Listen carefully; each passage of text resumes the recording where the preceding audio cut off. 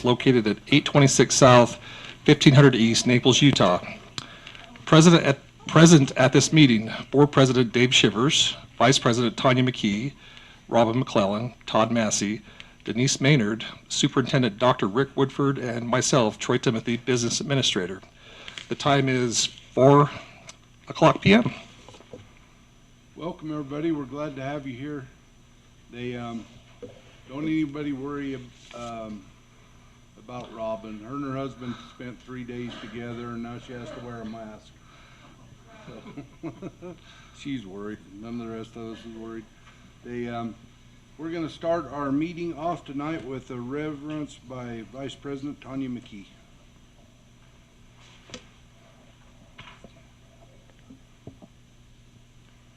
Our dear Father in heaven, we're so grateful for the opportunity to meet together, for the people we have the chance to meet, to work with, and for this community. Please bless that we can have Thy Spirit to guide and direct us, that we can be aware of the needs of the students and everyone that participates in this district, that we can do those things that would best bless the lives of the children in our community.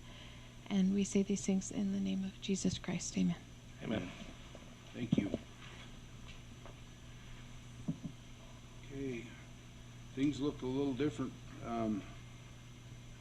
in June when school's out, so we're going to move along to policies for approval on first reading. We have none. And so we'll move to letter B, policies for approval on second reading. Electronic devices in public schools. Ms. Nurden is going to lead us through.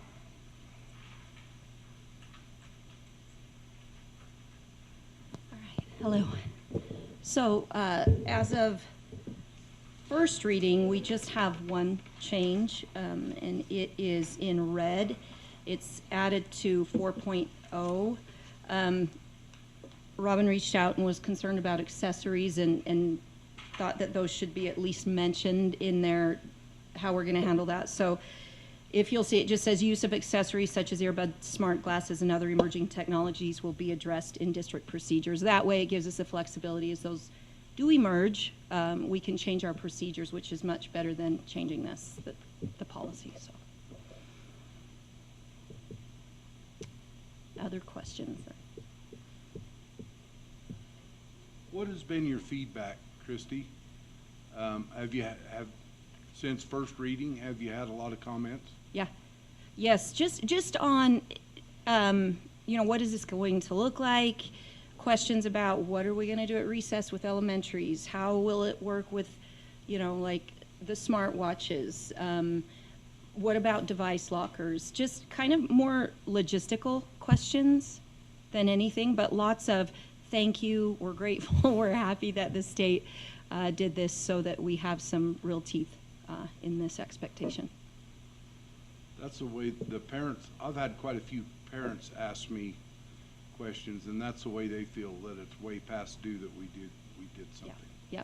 And it's going to be an experiment a little bit with the requirement in the law policy that students have access to it in case of a personal emergency or school emergency. And so we're navigating that, and we'll be cognizant of that and make any changes to procedures so that we fulfill that. Board members, questions or comments?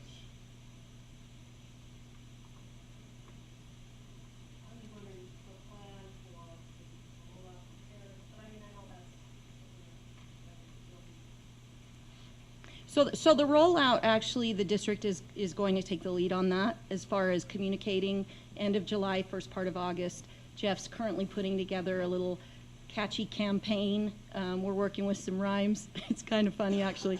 And just simplifying it, making some posters, communicating our expectations, but also letting parents know that this is the direction we're going. So we're even considering adding this to the registration process so that parents are aware and can acknowledge that this is the expectation.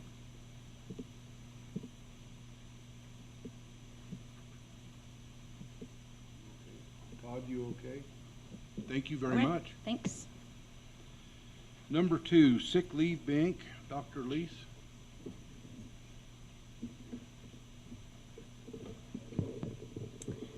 All right. Tonight we're looking at sick leave bank policy on second reading. This was circulated before our employees left for summer, so this was sent out via email. No changes between first and second reading. I think the thing I like most about this policy change is that we'll be able to track the sick leave bank. Will be required by policy to track and review it annually with the sick leave bank committee. And this policy delineates or gives the authority to the sick leave bank committee to bring forth the changes. So they really are the ones who should be reviewing the usage, and then they'll be able to bring forth any policy change that is warranted based on that. So no changes between first and second reading.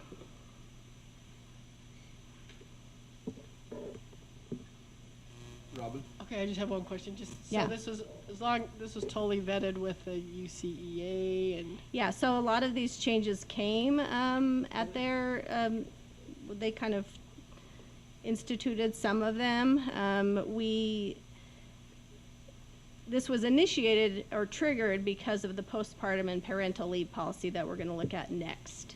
So that kind of required us to look at sick leave bank, and because the two are very closely tied together. So they were involved, and they do have representation on this committee. as well as what else you called it, another meet and Meet and confer. confer. I don't know that we discussed this much in the meet and confer. Do you remember it coming up, Superintendent? Yeah, I don't think it came up in meet and confer, but they do have representation on the sick leave bank committee, as well as the policy committee still too, and this was vetted through both of those committees. We do meet monthly with the association, and I believe that's where it's been discussed. It's our regular monthly meetings.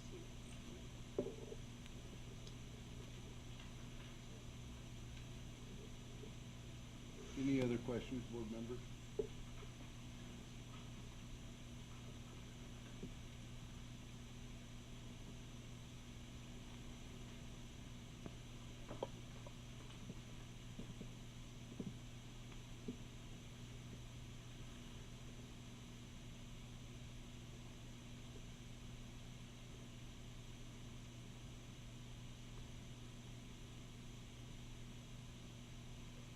You okay, Todd? Okay, we'll move to the next one. It's 050632. That one's the postpartum and parental leave policy that I just referenced. This is legislation that was brought in the 2024 session, and then Utah Code came, and then HR directors around the state. We spent quite a bit of time discussing the implementation of this policy and implications for us. Our policy is modeled after USBA policy. Between first and second reading, you'll notice in 4.0, we more clearly defined, there was some reference in there to part-time, and this is not a benefit that is eligible for our part-time employees. It's just employees who are less than 40 hours is what the part-time actually meant in this case. So you'll notice in 4.1 that we've just made some clearer wording there and taken out the reference to part-time so there wouldn't be any confusion with that. But that's the only change between first and second reading. This will be, if approved tonight on second reading, this should by law go in effect on July 1.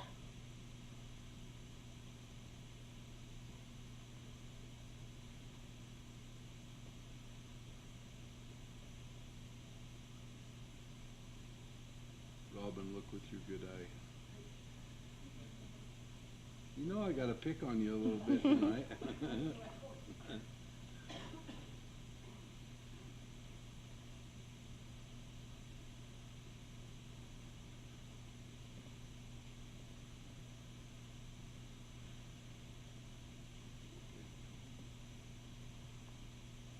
Robin, did I get a nod from you? You okay? Okay. Thank you. So we'll just keep going. Is that okay? Yeah, the next one's mine too. This is 005-2350. This is highly needed educators salary supplement. So a program called TSSP is now being moved from the state office to the LEA level. This was Senate Bill 173. And they're changing the name. It's called SHINE now. The purpose of it is to attract and retain highly needed educators. And the reason it's being moved to the LEA level is because every LEA is a little bit different as far as their needs. Last month I presented an analysis that we pulled on our hiring. And so between first and second reading, you'll notice now that there is an Exhibit A that is referenced in the policy. Exhibit A lists the qualifying teaching assignments. This is a policy that will come back to the board annually so we can adjust those qualifying teaching assignments if we need to. Now, if you haven't gone on board docs today, I did send this policy to Malia Haight, who is at the state board. She's over this program currently. I wanted her to just review our policy and see if she had any concerns or questions. And so you can see an addition of a definition in there, qualifying teaching background. The qualifying teaching background that's currently implemented with the TSSP program at the state level, it means that educators who have 10 or more years of experience, they have to have the degree or equivalent in the teaching assignment that's listed in the exhibit. And then you'll see in section 5.0, we changed the title of that to allocation of the salary supplement. And that section talks about how it's going to be allocated. So we could name a specific dollar amount, but her recommendation was that each educator get an equal portion of the fiscal year's amount, because that can change there's a lot of different formulas. I mean, we have an estimate, but the amount that we receive can change, and the number of educators who qualify for this can change. So that was based on the state's recommendation, those two little wording changes in there. I think this does really still support the policy committee's. The policy committee really felt like for this first year that we should just stick with what the state is doing. Our educators who are used to getting this money in their pockets, I think we need to be mindful of that. And then, we need to study and make sure that we're choosing the teaching assignments that are most needed in our district moving forward. So this was circulated out to the district before teachers were off contract. And as it's written now, the teachers who are currently getting the allocation would receive the allocation next year as well.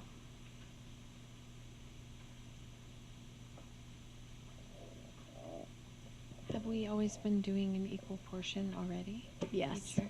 Mm-hmm.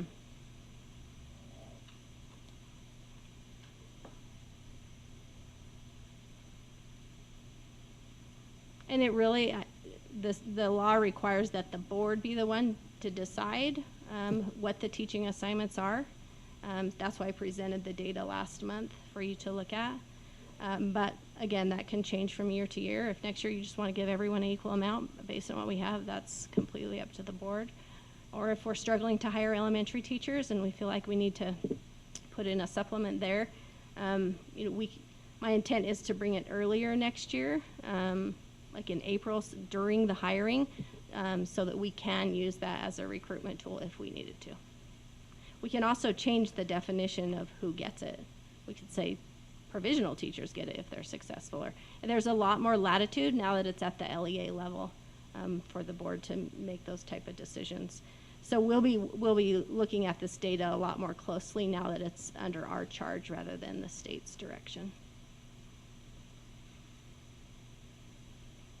In the past, have they needed 10 years of experience to Yes. qualify for that? Yeah, they did. They do. We just actually approved our last set for this year. So currently in the TSSP plan, they get paid at the end of every trimester or annually. The educator gets to choose. But now it will be allocated in their monthly paychecks. So they'll get a set amount and they'll get the same paycheck all 12 months. It'll be part of their paycheck.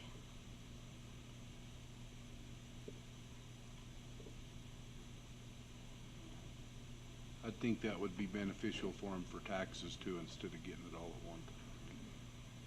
Yeah, and consistency is helpful for us too, because we had some who did select annually and some who select trimesterly, so we were responsible to track that as a district.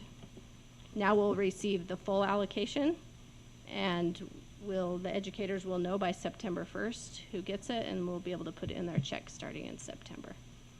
I bet Dorothy will like that much better. Yeah, I think too. she will too. Yeah. Board members? Denise, you okay? Thank you very much, Dr. Lee. You're welcome. Student enrollment options, Ryan? Yeah. Come on up, little guy. Thank you. So this revises one policy and replaces 9 others. And the biggest change from reading 1 to reading 2 is we are required to have persistently dangerous schools defined, even though we don't have any. That has to be in policy per state assurance. And then recent change was the kindergarten toilet training requirement no longer applies only to kindergarten. It is all school-age students. And the only exceptions are 504 IEP, and the district is no longer responsible for developing a plan to provide resources for that. So those are the 2 additions. It defines pretty much every enrollment option we have, except for if you go to 10.3.1.4, the homeschool exemption. Taking it to policy committee, I parenthesed including Utah fits all participation. In policy committee, it was recommended that we just remove that.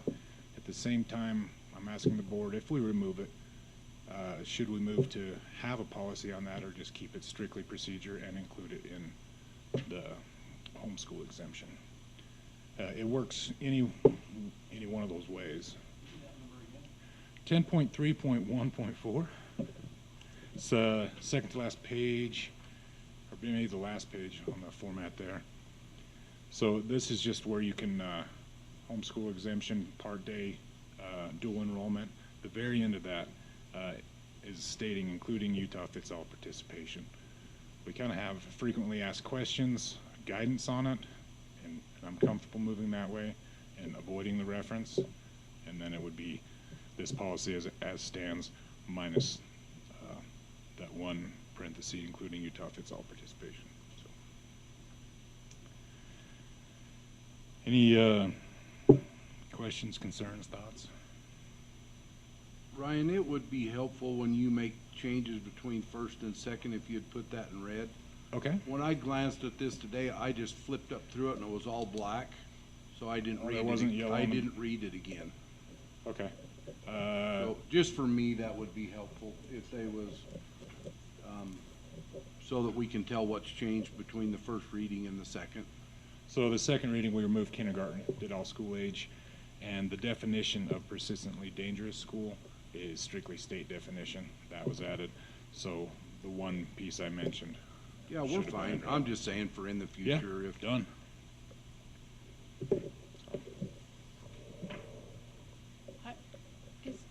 Go ahead. Oh, no, sorry. I prefer to get rid of including Utah fits all, but unless you feel like it, yeah. We have to have it in there? So it falls under dual enrollment, and I just did that as additional specificity, but it falls under dual enrollment anyway. Because what if It goes away. it goes away? Right, and I mean, I don't know. So we can omit that. Maybe it's just a consideration to say if it does not, maybe we need to define it in policy further. Since it's So illegal. you only added just that what was in parentheses. No, I added the persistently dangerous school. Oh, no, definition. sorry. But in 10.3.1.4. Yeah, it's just that single reference. Just that single reference. Yeah. Is the rest of that in line with state code, or is that our own personal? Nope, that's, all of it is in line with state code. And this is based on a model policy as well, and that's why we started with the combining all of them. What did you guys talk about in policy committee though? I don't think we talked about that, about Okay. the We Utah talked Fits. about that Utah fits all, and the toileting change, I was notified last week, so that wasn't talked about. Okay. Whatever you guys came up with. Well, we are a provider for Utah Fits All, and it just makes sense to communicate that clearly to our department. Otherwise, they're gonna be calling us with eyeballs. I think we did talk about it, and I think that everyone was in agreement that it was good to leave it there, but Okay, I So, think great to leave it as it is. great. All right, thank you. Board members? Any other questions? Tanya? Robin, you okay? Thank you, Ryan, very much. Thank you. Number 3, minutes. Troy Timothy. BA. All requested corrections to the May 14th, 2025 board meeting pending minutes, as well as the June 4th, 2025 public budget hearing have been addressed and posted to board docs. With no further questions or concerns, I recommend that the board approve these minutes.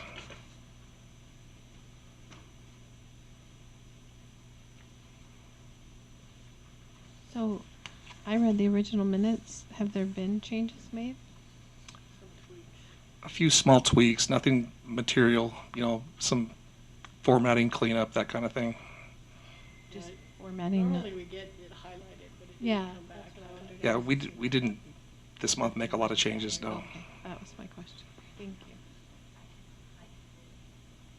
No, if it was just minor, I just, we're good.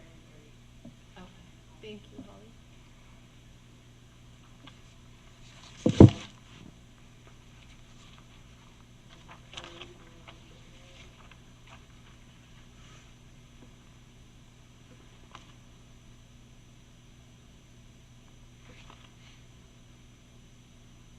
Board members, I don't want to hurry you. Just let me know when you're okay and ready to move on.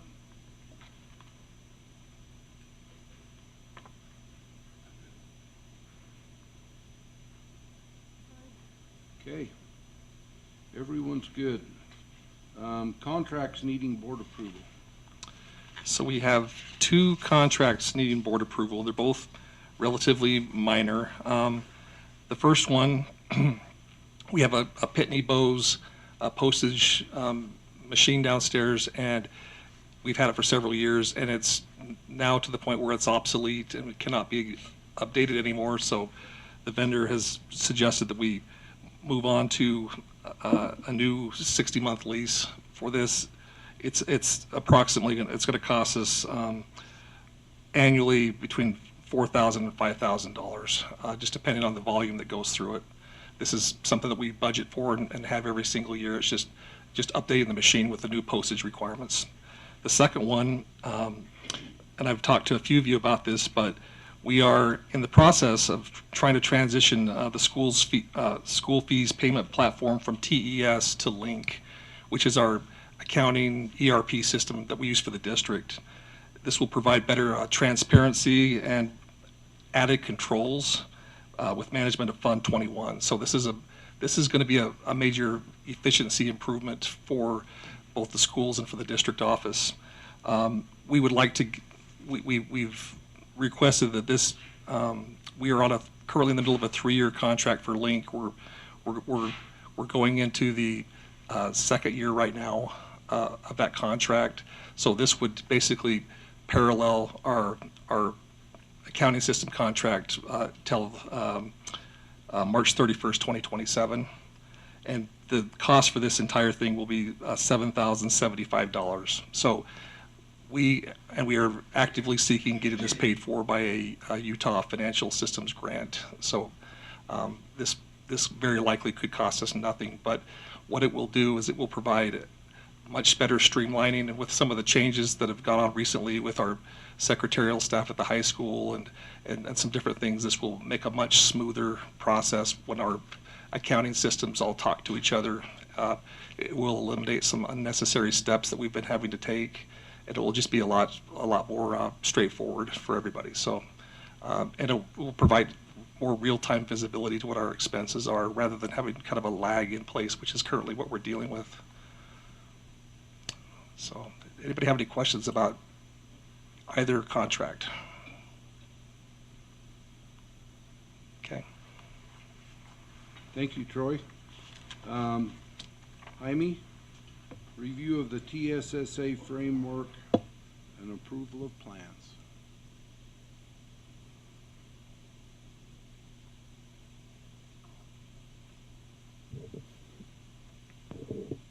How's everybody? Good?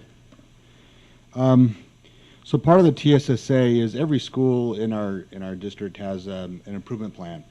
And, you know, the tricky thing is that they have, if they're Title I, they have a Title I plan, and they all have a trust land plan, and they all have a TSSA plan. So what we try to do is have their overall plan, and then the principals get to determine how they're going to use the three funding sources to support their plan. So what you see, what I did is I just pulled out of each plan, school plan, just their TSSA piece. So you can see that. So it's not a standalone TSSA piece. It's actually part of their overall improvement plan. We went through, you can see all the plans there. You know, it's about $2 million to the district for the TSSA. Of our funding sources, when I mentioned the trust lands or Title I or TSSA, TSSA is perhaps the most flexible for the principals to be able to use. You can see we do have a framework. Many of the elementaries have funding like PBIS, which is, we're talking about school culture, even rewards for students, trying to incentivize students for good behavior, which really does impact student learning in a school. You want a safe school. You can see the plans in front of you. Give you a chance to review, comments, concerns.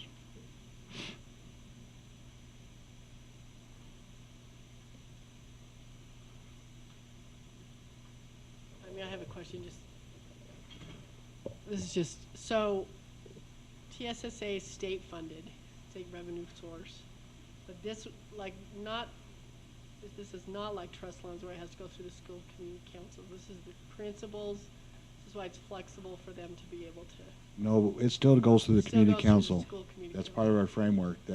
That's not required at the state level. That was something that we wanted to make sure that it still went through the same process. Right. So that's, again, the most grassroots. And that's good practice, Yeah. really, to go through the community council. And I don't know, it's something superintendent, when he first came, was pretty adamant with that, involve your community, and that is important for us.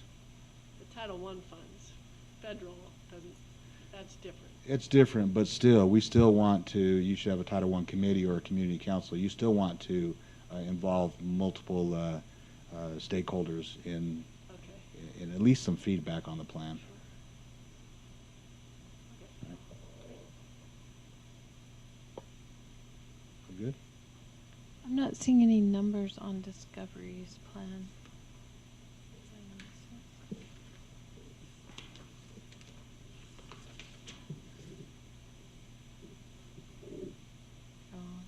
On Discoveries, actually she does. Yeah, I'm seeing a little bit. It's just not as detailed. No, the Discovery? Accelerated Reading Program, 4,999. Yeah. Okay. So there are totals there. Okay, thank you. And so when I reached out to some of the schools to give, a more explanation, each school has a even deeper explanation of what their, of some of their plans, just how much information do we want to put on every plan. But the principals have more information, but if you like that, I can definitely provide that for you. When they say things like stipends, what are the stipends going towards? Sometimes if you look at our framework, the stipends talk about stipends for taking additional responsibilities outside of typical work assignments. And I don't know for a fact exactly what they do with the stipends, but I know in general, sometimes the stipends are paid for summer work outside of contract time. Sometimes it's paid for your team leaders to do extra work outside of the normal duties, analyzing data, which takes some time, mentoring new teachers, helping to mentor. I think a lot of it is spent mainly over either June contract work or even August contract work before school starts. I mean, what happens with somebody like, we moved Principal Williams from Mazer to Vernal Middle School.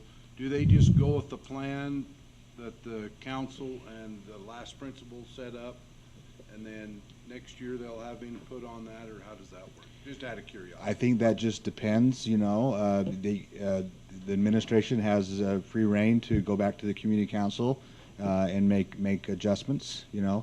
You would expect an incoming, anybody incoming to understand what they're seeing, to understand the process first, but she has every right to meet with that community council and make changes.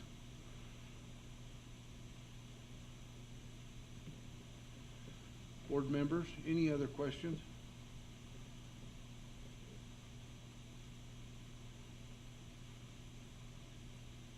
You got a concerned look on your face. Do you want a minute? I'm trying to decide. I just remember, like, when I was on a community council, I remember one time an administrator saying that they were hesitant to use money for stipends because it could be misused a little easier. Is that tracked what they're using the stipend money for?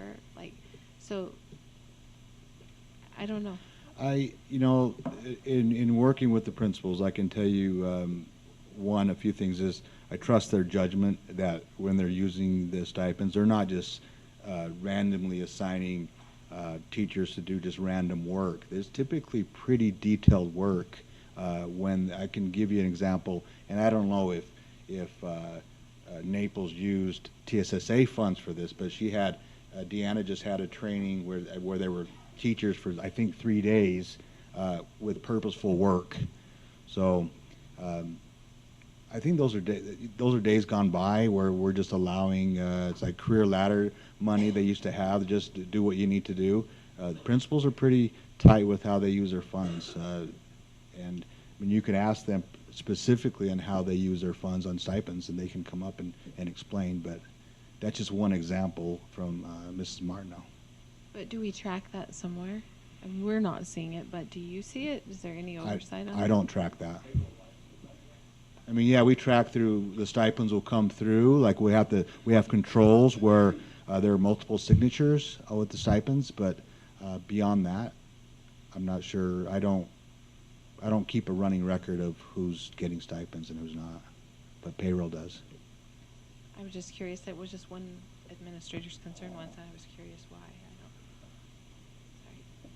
No, it's good. It's been a question that's been raised many times, and so it is something that we have to be considerate of as well, because it is sometimes. See, anytime you put rewards or incentives or stipends, it just raises red flags right away, and so we want to make sure that we're. And so one thing that I can take back to the framework is to say, when you have stipends, explain those stipends. How are you going to use those stipends? And some schools have explained those more deeply than others, but we can have that as an expectation for sure. And it won't be very hard for the principals to explain those stipends. Thank you. That helps me understand it better. You got it. Yeah. Board members, other questions?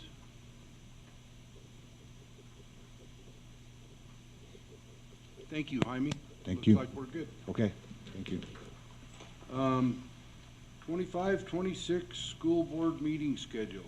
Our business administrator somebody's got to take the blame. I know you're going to be hearing from me a lot tonight. So, as we know, has been our practice, we hold board meeting the second Wednesday of every month, with a few notable exceptions. In August 2025, we are going to have a judgment levy hearing that is scheduled for Wednesday, August 6th. This has to be a separate meeting on a separate day from our normal board meeting, and it has to be also held at a time where no other county government agency is meeting at that time. So we are having that on August 6th, 1 week before our August 13th board meeting. In February, we are holding our special meeting for capital on February 25th, and that will come right, I believe the week after, 2 weeks after, our regularly scheduled board meeting. And then in April, we need to move our regular meeting to Wednesday, April 1st, because if we did the second Wednesday, it would fall right in the middle of our spring break.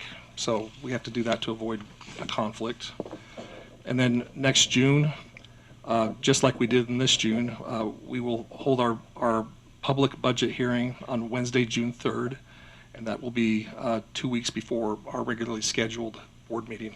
We have to have a little bit of separation there just due to the framework of how we do the budget and work on these things, so there needs to be a separation for those meetings as well. Does anybody have any questions about the schedule for next year? All right.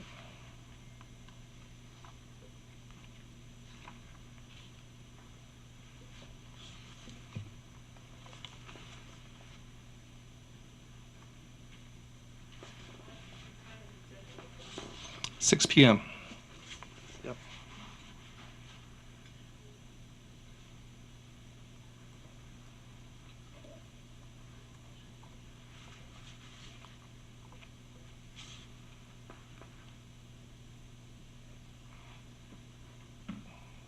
Board members free all of them nights? Any questions or comments? Okay, thank you, Troy. We're gonna move on to your next one, contributory retirement contributions. That's kind of a tongue twister. First time I saw that, I thought it may have been a misprint as well, but there's a little bit of history to this. In the URS system, there are two different plans. There's a contributory and a non-contributory pension plan. And way back when they created Tier 1, there were some district employees that opted to go on the contributory route. We only have 2 of those people still working in the district, and they're probably kind of toward the latter end of their career, so I don't know how many more years we're gonna have to do this, but we have to bring it before the board every year because it is a special exception versus the normal contributions that we would make towards like a Tier 1 or Tier 2 plan. Does anybody have any questions about this? Okay. Denise, you okay? Okay, Yeah, down to 2. Troy, final amended budget. All right, so this is talking about the FY25 budget. We've had a pretty extensive run through on multiple meetings now before tonight, and really for FY25 there aren't any major changes versus what we've already talked about. But what we did include in this month's on board docs and included in this packet is a very detailed list of things that changed versus the original budget versus where we're going to end finally. And there's some notable big movements. These are things that kind of come up during the course of a year that will cause our budget to shift around a little bit. One big call out is how some funding, it's a geography thing, right? It's moving from federal to state, how we account for these things. And so, for instance, on this first one, this Medicare, if you look over on the back side, there's a very big credit that more than offsets that $1.2 million or that $1.4 million expense at the top. It's just geography on how we account for this. We had a large land purchase on North Vernal Avenue. That was something that was not on the original budget. The electric bus purchases, we had 2. We had some risk management funds that we set aside due to our data, what should we call it? Our data, my mind's drawing a blank here. Interruption, yeah, let's call it interruption. I'm trying to use the PC term here. But we set aside some funds to make sure that we are covered for that. So this $300,000 would include the $75,000 premium that we had to pay, or deductible we had to pay, and then also some costs of one of those that I'll bring that up when we talk about it, purchases over $50,000 for some software and protection that we've got for the next year. We've got some child nutrition changes, some safety changes, some White Fleet purchases, and some adjustments to our SPED program. Some notable credits on the backside. We're carrying over some funds, preschool funds that we will pay, but we're basically withholding half of the final payment to our contractor until we are satisfied that the building's done. We're not going to pay them every cent without the project being complete. So it's more of a protection to the district, but we will pay them, within short order. We had a very good meeting with them today, actually, about punch list items, and we're getting super close.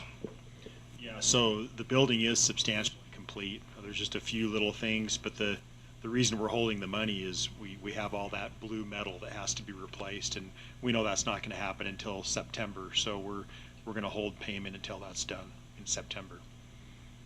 Outside of that, it's looking good, and just a quick note, since we're talking about it, we still have $80,000 in contingency after the metal panel change. We're going to come in under budget, which is unbelievable. So it's awesome. Yeah. Credit to our architect and our contractor for great project management, and we had some luck with the weather. I'm not going to lie, that helped, but things really came together nicely on the execution of this preschool project.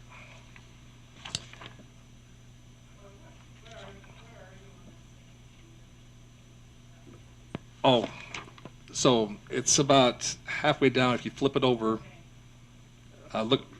Oh, go ahead. Oh, I apologize. I might be looking at a different sheet that you have. Yeah, it should show up. It should show a $750,000 negative in that yellow column. Yep. You just want you to see if you turn your computer over and look underneath it. So we're taking 750 out of the 25 budget, putting it in the 26 to cover that. Just trying to be smart and have some risk protection on our part.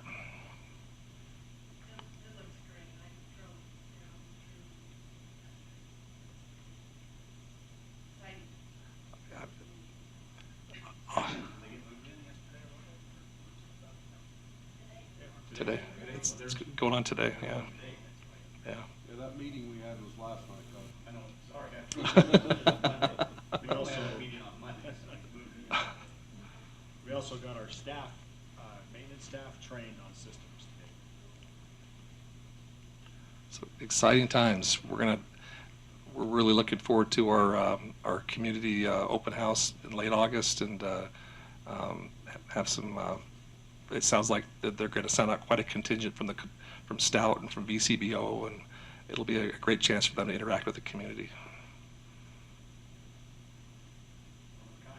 Yep. Any other questions about the 25 budget?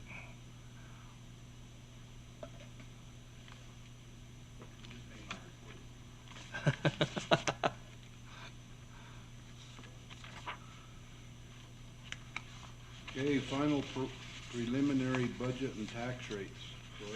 Okay, so for FY26, we are not too far off of what we talked about at the public hearing. Our budget's going to be right now preliminary $100,294,232. This includes our judgment levy that we're going to of $390,482, and we've got some just very few actual changes since the last hearing. if you flip over to this page, and go down to the bottom third, where it says differences since budget hearing, you'll see in Fund 32, there's $798,000 change. 750 of it's the preschool. We had another 48 for some carryover for the ag greenhouse at UHS, that project. We also had some staffing changes and readjustments and realignments during this time, notably at the high school, in the administration and secretary staff there. So that created some savings, but we also kept some contingency to cover some other things that we know are coming most likely this year. So in total, we're about let's call it $768,000 higher than the public hearing, but 750 of that was, like I said, the preschool payment schedule.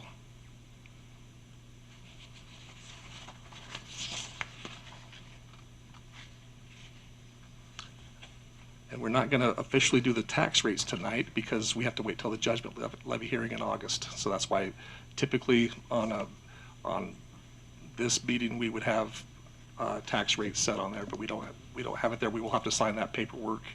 The board president will have to sign that paperwork after the August 6th hearing. Does anybody have any questions about the 26 budget?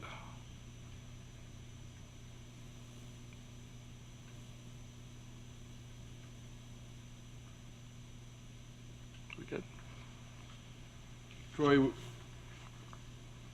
a lot of these are really big items tonight, and if you haven't tuned in for a while, we're making it look really simple. But there's been many, many meetings, and we've all gone over and over this. So I don't want people to think that the district or the board members are taking this lightly. This is very important to all of us. Your team's been on it for months. Been many meetings, many discussions held, and thank you for that. Yeah, thank you, President. This is like he mentioned, this is a culmination of hundreds of conversations and meetings that have taken place over the last, let's say, 7 to 8 months. My team, and I really appreciate them because they did a lot of heavy lifting as I was brand new, especially on the preliminary capital walkthroughs. Like I said, I thank them profusely every time, but I would really like to thank, Kim Barnhurst, Rigo, Corrado, my accounting team, and then all of the principals, administrators, coordinators, directors that have really put, and their staffs who've put a lot of time into this. We really tried hard to make sure that everybody felt heard, they got their input. We don't always like, but we have to make some tough choices and tighten things up, and everybody felt the pinch, I'm not gonna lie, but they pulled together, and I feel really good about the product the end product that we're presenting now. So like he said, it seems very high level and very simple, but we've had a lot of conversations, finance committee, facilities committee, we've talked about these things a lot over the last 6 months that I've been here. Yeah, even you principals, we know that there's not anybody in the district that got everything that they wanted, that there's things, if we had more money, that we could do to make things better at your school, but there's only so much. And I haven't had one principal ask me, how come, why not? And so the discussion and the input and everybody to pull together and to work with what we have is important and really appreciated. As early as last night, we had a finance committee meeting, and Todd's the president of it, and we went over a lot of this final stuff, and Kim was bragging that she only had one more board meeting. So I think we ought to make her sit right up here in a chair facing the audience, so she's not comfortable at all tonight, but they, anyway, thanks everyone. Board members, do you have any other questions or comments or anything for Troy on the budget? No, other than just thank you for all the time you put in. You didn't mention the hours you worked.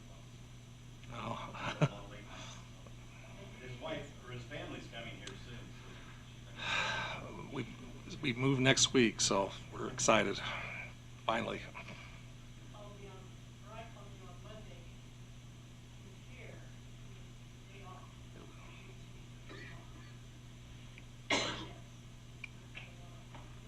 The work never ends, it seems like sometimes, but, you know, I think it's my job to facilitate and make things easier for everybody else. And so, you know, we all have to do our part, you know. Okay, thank you very much. Salary schedules, Dr. Lees?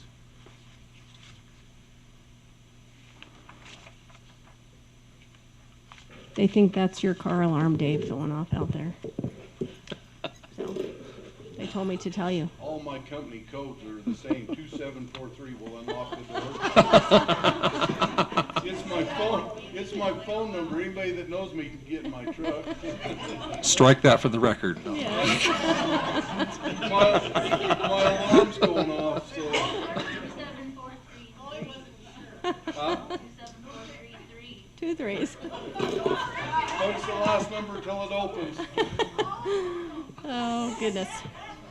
All right. I don't even know where the keys are to it. Okay, so as part of the preliminary budget that you just approved, annually you approve the salary schedules. And I am not the one that should take the credit for these. The budget department, the business department does most of the work on these. We do have a salary committee that meets, and we go through all of the salary schedules. We analyze them, determine if any of them need special attention for the year, what other implications have come, what other budget impacts each of these specifically. And then we assign out tasks, and we do some additional analyzation. This year we also, the superintendent facilitated the meet and confer process, where we invited various departments, people from various departments, schools, levels, positions to come together and determine priorities. So that was taken into consideration by the salary committee as well. As part of the compensation package for this coming year, we will be awarding lanes and steps. You see an additional document that the superintendent has added into board docs. It's an incomplete document, but as districts finalize their salary schedules, they'll be adding information in there, and can show you where we kind of stack up. You'll notice that we're very competitive across the state with our starting salary. You can see some additional information in there. If you have questions about that document, you can address the superintendent on that. But we'll be asking for a motion tonight for you to adopt and approve the 25-26 salary schedules. Questions for me about meet and confer or the document in board docs? It's under administrative content. It's called Working Copy Negotiations Report. And there's probably less than a third of the districts that have entered data. That data will be coming as they have meetings like we're having tonight. Probably by next week we'll have much more data there. But you can see how we stack up against some of the other school districts and some of the larger districts in the state, and we're right there. And when you get some of the smaller districts, we'll probably be ahead. And you'll anyway. I just thought, heck, give you what we have. So Lexi Cunningham will update that as information rolls in. Yeah, you have to click on it and then open it in Excel. Yeah.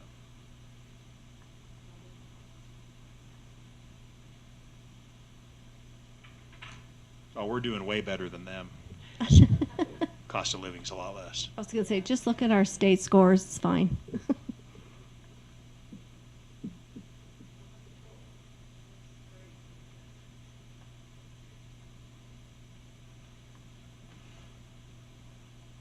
HR directors also pull information too from, it's hard to, I mean, we're all projecting what districts are going to do, but we look at last year's and look at where we stacked up against all other districts, including benefits, PTO. We analyze a variety of those things too to make sure that we stay competitive as well. And then one thing you'll notice, board members, on the top end, at first glance, it appears that we're a little bit low. We did surpass 100,000 probably for the first time with teachers that have like a master's plus 45. However, some of the districts on that sheet, they're like in the 115 to 120 range. However, we have a couple of things. For one, we have a doctorate stipend. A lot of times salary schedules will include a doctor's lane. We don't. We have a stipend of just over 4,000. And then we also have a kind of a, what is it, a years of experience It's a longevity benefit after 21 years. longevity benefit. You Mhm. can see at the bottom of the scale. So if you add those two, that's about another 8,000. So that puts us pretty close to where the other districts are on the top end.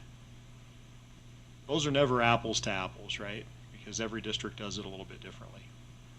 The other thing that's not noted on there that HR looks at is the number of contract days.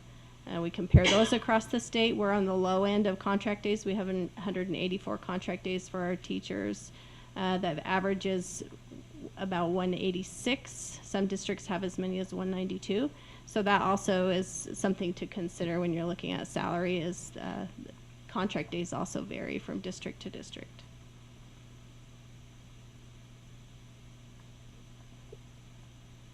And then when you look at some of the percentage increases, that's total compensation. For some districts, that includes insurance increases. And in some cases, districts had much larger increases than we have this year that are not part of our pool.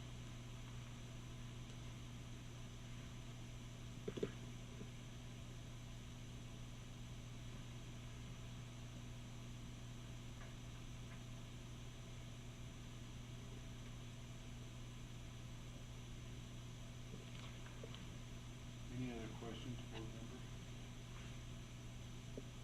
No, just a comment. I was surprised on some of the increases. Some of these. I don't know if they get from 5 to 4. Mhm. There's some 1 or 2%. Yeah. But keep in mind that that may not reflect the legislative increase. It may or may not. We really don't know. Some looks like impossible. Well, I'm not even sure how we're going to report ours because it's a little bit ambiguous, right? You have the legislative increase and then you have the actual percent increase on the salary schedule. So combined, ours is going to hit right about 4%. There's also the legislative one-time $1,000 for classified employees too. So we're not sure how they're reporting that as well. Yeah. 9%. You talking about the insurance premium increase? Todd? Yeah, they vary there. That's where that, so that 14%, 10%. Yeah, we were flat 9, and some of these districts too, unless they're locked in on a multi-year deal or something like that, they were going to see an increase this year that's more than small. You know, they're pretty significant, and we benefit by our pool. You know, we've been very fortunate, and that's the whole point of the pool, is to help spread our risks so that when we have some bad things happen, then it kind of gets spread out over everybody, or vice versa. Yeah, thanks for that. That was neat to see that. So this is part of the consent calendar tonight. If you approve the consent calendar, then you'll be approving the salary schedules. Okay. All right. Thank you, Dr. Lees. I think You're we're welcome. done. Esports as a sanctioned activity at Uintah High School. Christy, Norton?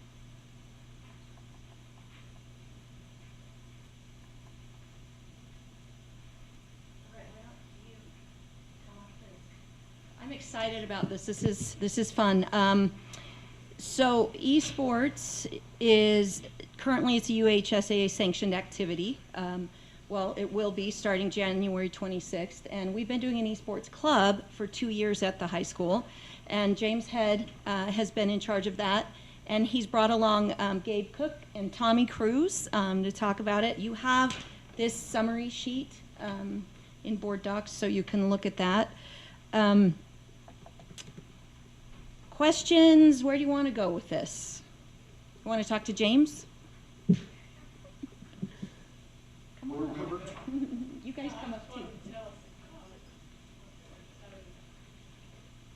So esports, it's competitive video games. We've had 2 years so far. We play online with other schools, from big schools to small schools. Some schools have lots of teams and lots of events. This past year we had 3 teams. We played Super Smash Bros. Both of these guys were captains on different teams they were on. So we're really excited to move forward with this and to expand it to include multiple games. We can more days, bring in more kids and more teams, and so we can really expand it so kids can come and they can participate, they can have a team, they can have a place where they feel included and belong and be competitive. And this also is can be a scholarship opportunity. Utah gives out quite a few of the universities have teams, but also we work a little bit with them with the Keys to Success through Ken Garf, and that helps get kids interested in some of the tech careers and things out there. So, How many kids per team roughly this year? so this year we had 3 competitive teams with 4 kids per team, but then we had about a rotating cast of 6 to 10 kids that would also come in and play casually and not play against other teams this year. But Super Smash Bros. Ultimate is the game we've played this year. When we become sanctioned, we're going to open it up to Rocket League and then possibly Mario Kart and other titles, depending on what kids want to do and what to play. Okay, go a little deeper for us. When do you meet? Where at in the school? When do you play? Okay, Tommy. So we meet like every other Wednesday. What was it? Every Wednesday. Every Wednesday. Yeah. So we meet every Wednesday in Mr. Hed's room or Mr. Benham's, and lately it's been in Mr. Benham's because last year it was Mr. Hed's room, but this current year it was in Mr. Benham's room, and we just hang out there with all the students. And so the 12 of us are doing it competitively, meanwhile the other 6 to 10 other people are just playing with the other TVs. And yeah. So we have a selection of TVs that have been donated. I think we've got 4. We have 4 TVs and Nintendo Switches that we set up around the room. So I'm a history teacher. Most esports coaches are technology teachers. And then my co-advisor, Benham's an English teacher. So we meet in English teacher's room, but since it's in the new wing, those were wired to be computer labs so we can connect to the ports. And so what a Wednesday looks like, we show up, we talk, we have kind of a meeting, we practice from 3:30 to 4, and then at 4 o'clock we get on, and the state uses a system called Play Versus, and we match with different teams from the state. So each of those 3 teams will be playing at the same time, and they'll be playing, we'll play Timpanogos, Desert Hills, and East High School one week, and then the next week we'll play another one. One great benefit with us is because it's online, there's no travel involved. We travel, you'll see on there, we travel twice a year. There's an invitational, and then there's the big esports celebration where we watch the finals, and then it's also kind of a tech and career. There's lots of it's called celebration festivals, lots of breakouts for the kids. But one of the great things is we can play 3 other schools, and everybody goes home for dinner at 6. It's great. Okay, in the end, you have wrestling. We have state champs. What do they call the people that win? State champs. State champs. Yep. Yeah. So we go. So there's rounds of playoffs. This year we made it into. So there was a fall experimental season, and then a spring season this year. We made it to the playoffs both. We made it a couple rounds in on both of those, and then did get knocked out there by those Timpanogos kids are good. But, Young men, is that your goal? You want to be Yeah. champs? Yeah, state champs is kind of the dream. It'd be fun to always work our best to try and hit it. and the state championship they do in the Huntsman Center at the U on a giant jumbotron, and all the esports teams come, and I've never been in a place where you see so many people so excited. You know, we watch one little guy get kicked off the screen, and everybody's like, "No!" and comes back in. Oh, that was good. And it's like any other sporting event. It's quite the thing to see. And so that's the biggest prize for making it to the top, is you get to go and play on the jumbotron in front of the state. So There's also the advantage of getting some exposure by playing at that big of level. Is there are some college teams that will kind of pick and choose players to an extent to try and offer them scholarships and opportunities for further education in usually technology fields. and they're all there at that Yeah, esports they're at the celebration. celebration. That's cool. How do you plan on, any successful sports team? Is that what we call this? Yeah, yep. Yeah, sports. Technically, will be a sanctioned activity, Okay. because Any successful sanctioned activity then builds, these young men in a few years, whatever grade they're in, will be gone. We want people that's coming up behind them. Do you have a plan for that, Coach? we do. So Tommy, unfortunately, has passed on into beyond high school. He still looks alive to me. That's right. That's right. He won't be with us next year, but we will remember. We'll keep him in our hearts. This year, quite a few of our good players that moved up were freshmen. Oh shoot, Weaver, Jaden. Wow, that took me a second. Sorry, Jaden made it into the JV team. Did really well. Joe moved up quite a bit. He's another freshman. So we're losing a few seniors, but we have quite a few freshmen moving up, and we're excited to expand it. And then as we get sanctioned, we'll add other titles or other games, which will bring in other kids. So we're pretty excited. Oh yeah, we had we had one, but for the most part, I'd say our player base tends to be mostly males, but we had one come in. But some of it depends on what game and who's interested in it. Yeah. Right now we play Super Smash Bros. Because that's what people were interested in. As we expand, we'll add more. What I'm excited about is Rocket League. If you ever look it up, it's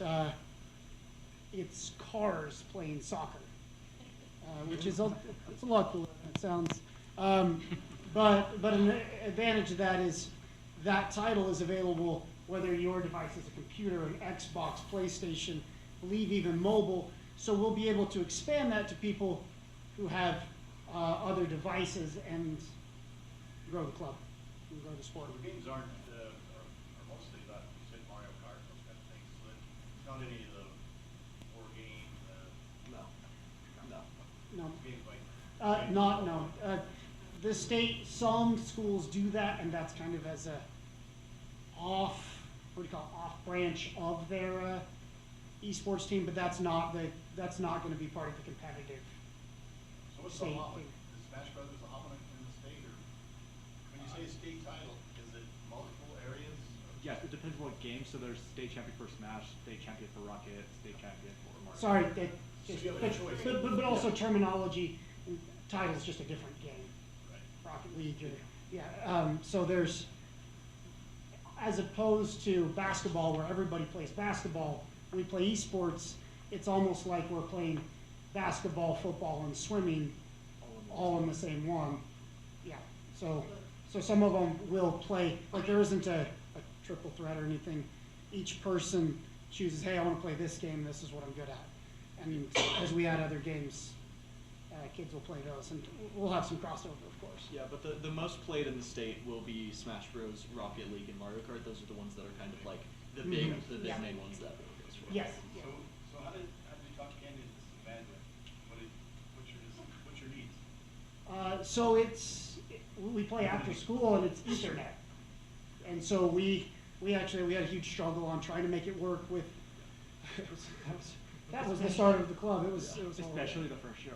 Yeah, we tried to make it so it connected to Wi-Fi and not through this and that, and we use an Ethernet cable, and so. He's really gonna create issues, sorry, on your Wi-Fi, is there a? we don't use Wi-Fi, so we're lucky because that room was wired as a computer lab.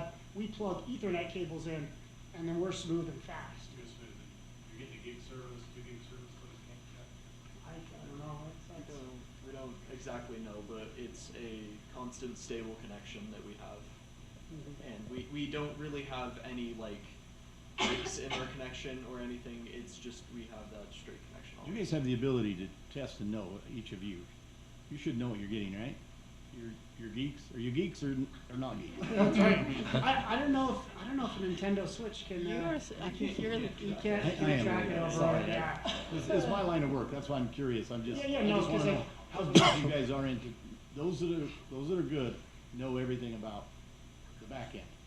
Right. That makes sense. And I'm just curious to how you guys are on that. We don't really have a straight way to track it because the Nintendo Switches do not display kind of like our gigs or whatever we're getting. Nintendo Switch, when it comes to Ethernet, just shows, are you connected, are you not connected, so. We played with some people with tough connection issues, and that was rough. But with the Ethernet, we don't have any problems. All right, I'm interested in where you're at and how much better you can be. Yeah, it sounds good. Maybe you need to talk, to get his card. Yes, yeah. So, No, and Kent would be a great resource because he can dial that in or out in that room, if that makes sense. Even with the Ethernet. Yes. Awesome. You're reaching out to somebody in Salt Lake or wherever. It really has a lot to do with that connection, more so than just your room to router connections. Right. Which is important on your Ethernet connections, so, but even at that, your ports and those things, we just wanna make sure Kent's on board. We don't have numbers in here for that type of equipment, and that's why I'm curious. Oh, okay. Yeah.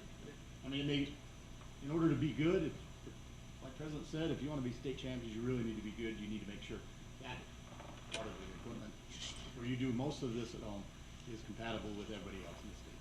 Yeah. And that is one thing we do different. So we use it's a classroom, so we use a view board at the top of the classroom. But when we get to the playoffs, we will often use smaller screens just so we can. I was wondering if you use just a small. And so if we're playing some game that's not, the ratings aren't a big deal, we'll use the big screen so everybody in the room can watch it. But especially for our last years, we played on a lot smaller screen and stuff. Yeah. We'll usually just swap over to like TV monitor, like TV screens to just try and reduce like input delay and stuff. Cheat codes, do you use them? No. No. It's forbid, right? Yeah. And also Nintendo will check your account, they can actually ban you off their services and that's the actual device. That's lovely. I was just wondering. Yeah. Sorry, we can talk all night. which do you play? I'm not a gamer. Oh, okay. Maybe Mario Kart, a little. So Robin. I have 2 questions and then a comment. So the season will be January through April. Yes. So, and then will you have to be since like other sports, region, will you be going head to head with all our schools do you know, has Uintah High School given you all that info? I'll have to double check. And I don't know playoff, that. okay. We do have playoffs, but because And then there's the no state- transportation requirements, Other than state other than states, the way they did playoffs the last few years, they didn't really have a region. It was more, they take the top so many teams and they go to playoffs and then semifinals from there. So, okay, so let me ask follow-up. So you guys have had 3 teams of 4. Yes. And so each team, do they have to do Mario Kart, Super Smash Bros, and Rocket League? So Will these they, are- or will they just? These have all been Super Smash Bros. This year. So will they? So then when we add Rocket League, how many teams we'll have, those are teams of 3, we'll probably add a 4th player, but it depends on how many kids want to play. So Okay. we entered 3 teams, kind of can a enter- varsity JV and a lower tier team, but the way it worked, at least this year, they didn't have it broken down. Every school often of them had multiple teams. So 1 week, our top team could be playing someone's bottom team. Yeah. The next week. So I wonder if it'll change next year. Yeah, we'll see. And Yeah, and then they RPI. start seeding them as Probably you get get farther RPI. along. Yeah. Okay, then I have a question for your students, Gabe. And so, how did you, as you both were team captains? So, how did you help other teammates get the skills, the capacity, increase their skills to be better, to help your team? For us personally, we had, as captains, we actually talked for this for a while and then made it a real thing. We have a, essentially what is a offline group chat so that we can play when we're not together. And so we can randomly pop in there and be like, hey, let's play tonight. I want to practice this character. Anybody that can join. And so we had training nights for a while like that, just on our own personal doing of trying to help the team improve in general by just kind of meeting every once a week minimum to just kind of train against each other. And then also in the classrooms, we had like, we kind of helped give whoever's actively playing, because we had one player actively playing at a time, we kind of helped have an environment around them, try and have a non-distracting environment around them so they can focus on the game really well. We essentially just tried to, like, if someone was trying to if someone was trying to be distracting or accidentally being distracting, we helped kind of like help give our main player that focus in the moment. And yeah. Because we have 3 games going on At the same in time. one classroom. Yeah. Okay. And also in the background, when we can actually see the characters that we're against, so we can see what characters have advantage, which don't. We make sure that all of us, we have an advantage against our teammate, not our opponent. And and also, it's with games, a lot of it's mentality, and some of these people, when they lose, it sinks. It really sinks bad, and we try to lift up their mood just so that they can be very competitive. Try and help mood boost our team that we're in charge of. And I've seen a lot of, especially out of these gentlemen, that, just like any other sport, once you start losing, often you keep it a trend, and they'll do a great job of motivating their team. What? You must go. So they're really good at boosting their teammates, because the game we play, it's essentially one at a time. And so they're really good at boosting their teammates and taking ownership and leadership. And both of them have been very welcoming and friendly to new people joining the team. Awesome. We've used with Super Smash Bros. Because it's an individual one. You're on teams of 3, but it's one-on-one. We copied kind of a ladder system like tennis has. And so because the teams changed a little bit during the year, I found both of these gentlemen been extremely welcoming to newer players, helped them become part of the team, Awesome. encourage them no matter what challenges they faced. And then just one last comment. I love You're these. already up to 3. No, I said 2 questions and a comment. Okay. So I didn't get my comment. I'll just give you a bad time. So I love esports for the things that you just said, that you guys get together. I mean, you're getting kids out of their basements. They're on a team. There's teamwork. No, they're not. They're out of their basement. I love that, and I know how, and it's so popular. And then you can get scholarships. I think it's fantastic. I'm your biggest fan. I want to come to state. I want to come, or region, whatever. I want to invite me. I want to come see what we're doing. So, yeah, I love it. So that's kind of brought me into what I was thinking. So tell me, when you guys are in your room, how does that work? Do you invite people in there? Are you trying to keep it quiet? Are you trying to build it to where, so if you are in these big stadiums, that they can focus? My thing is how do you grow this club or this sport and get the community behind it and people there so you can recruit more? So what is your events? Like, tell me what you're envisioning down the road, what it's going to look like. And So one thing with the different games that we play, the way the Ken Garf Esports and this app we use, Play Versus, set it up is they play different games on different days. And so if when we add Rocket League, those games will be Tuesdays instead of Wednesdays. So we'll have Rocket League Tuesday and then Super Smash Wednesday.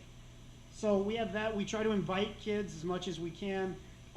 We were a big part of the Club Rush. We were the only part of the Club Rush this year where you could actually step up and play games. Just saying.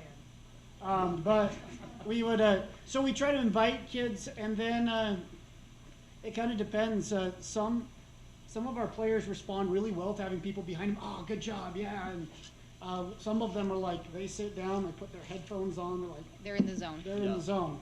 And that just depends And on each kid. But it does get kind of chaotic because we have the competitive aspect, and then we have one or two TVs that kids just come in and play for fun, because we want to be as welcoming as possible.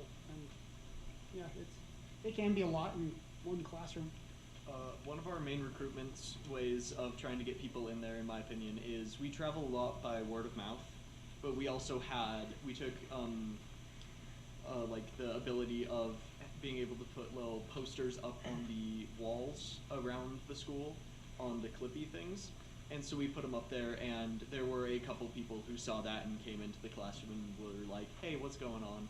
But yeah, mostly we gather new people by word of mouth, or like if like a friend of a friend, try and bring them in. Yeah. And I've asked this question before.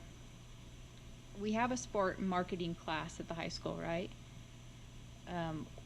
Do they work with the marketing class, the sports marketing? 'Cause that's what this is going to be. Do they work with them in promoting? Not yet, no. We haven't gotten any word. We're going to hopefully get more on announcements and stuff when we talk about our games. And I mean, I hope it fingers gets. crossed one of our guys gets on announcements. I hope if it passed that it gets so big that you guys have to have an event coordinator because people are coming to. That'd be fantastic. That'd be lovely. I mean, if you've watched anybody in the WWE, that event, I mean, and that's a different group, this is a different group, but I love what it brings out, and I think we're missing this. So this question may be for Christy, and don't you young men, I'm rooting for you. I hope this passes for you tonight. But my question is, you two young men have done really good, and it's been something that you're passionate about. But, so, Ms. Nurden, if we approve this tonight, does it ever come back to us again, or is it just set there and the money's there? So what happens if these young men leave and this dies? We don't want to spend this kind of money for 2 or 3 people. We wouldn't want that to happen. And so, because that's not a good use of taxpayers' money. So would you be watching that? Because if I remember right, if we approve this tonight, then from then on, it's kind of gone from the board, and it's a set and done deal. And right now, it looks like to me that we're very volatile, that we could end up with 100 people, or if we're not careful, that we could end up with a couple. So a couple things with that. The high school principal has big buy-in, and you know she's going to monitor that. The other thing I want you to recognize too is the effort, the energy, the passion that our coaches have. They're ensuring the longevity. They're building the program. Certainly, if it gets to that point, that's something the administration will have to work with the coaches and address. But I think that this has the potential to grow. Like, I think we're going to have to slow it down more than we are going to have to worry about it diminishing. And one of the things I wanted to add, and if you look at the post-high school opportunities, more than 200 colleges across the nation and Canada have esports teams. And we look at schools in Utah, colleges in Utah. There's U of U, BYU, USU, Utah State. They all have esports teams and scholarships. So these kids, like the program building that excellence, then it can, springboard them into opportunities post high school. But we'll continue to watch that, and we'll monitor that for sure, Dave. I don't foresee that Yeah. being a problem, but still, nonetheless, you make a decision, and sometimes 10 years down the road, you go, What's happening there? What are Yeah. we doing? But if the principal, that's her job to watch that. If that problem happens to come along, then we need to discuss it again. Yep. Robin? So, correct me if I'm wrong, though. Utah High School Activities Association, high schools decide what sports they want to participate in all the time and what sports they don't. I mean, so it's Not just high schools, school boards. School boards make that decision. That's why we're coming here, right? So it's already sanctioned at the state level. We're just saying, as a board, will you Wait a approve us to participate? Yeah. okay. I just from Utah High School Activities Association seems like the high school will say, yes, we're going to do this, or yet no, we're not going to do that sport, or. That's my understanding. So we remember like with lacrosse? Right. Yeah. So the high That was a school, like, much bigger budget item. right, and they had a club and then. Right. Yeah. I'm just,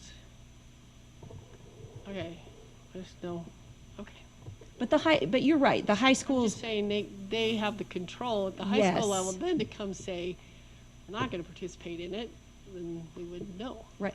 Right? Yeah. Or we are gonna participate in, I mean, you don't have to participate in every sanctioned sport, and a lot of high schools don't. no, if it diminishes to the point that kids aren't playing and it's not feasible to have it, then the high school at that time would make that decision. Yeah, then it would come back. Okay. That's correct. Gotcha, Okay, Robin. I'm just trying to clarify. Yeah, Yep. it's really a matter of budget. So if it's not successful, the high school could say, we're just going to eliminate this program. That wouldn't necessarily require board action. Okay. Yeah, good point. Clarifying that. Any other questions or comment?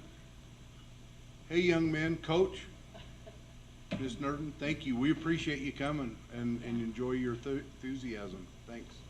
Thank you. Thanks for having us.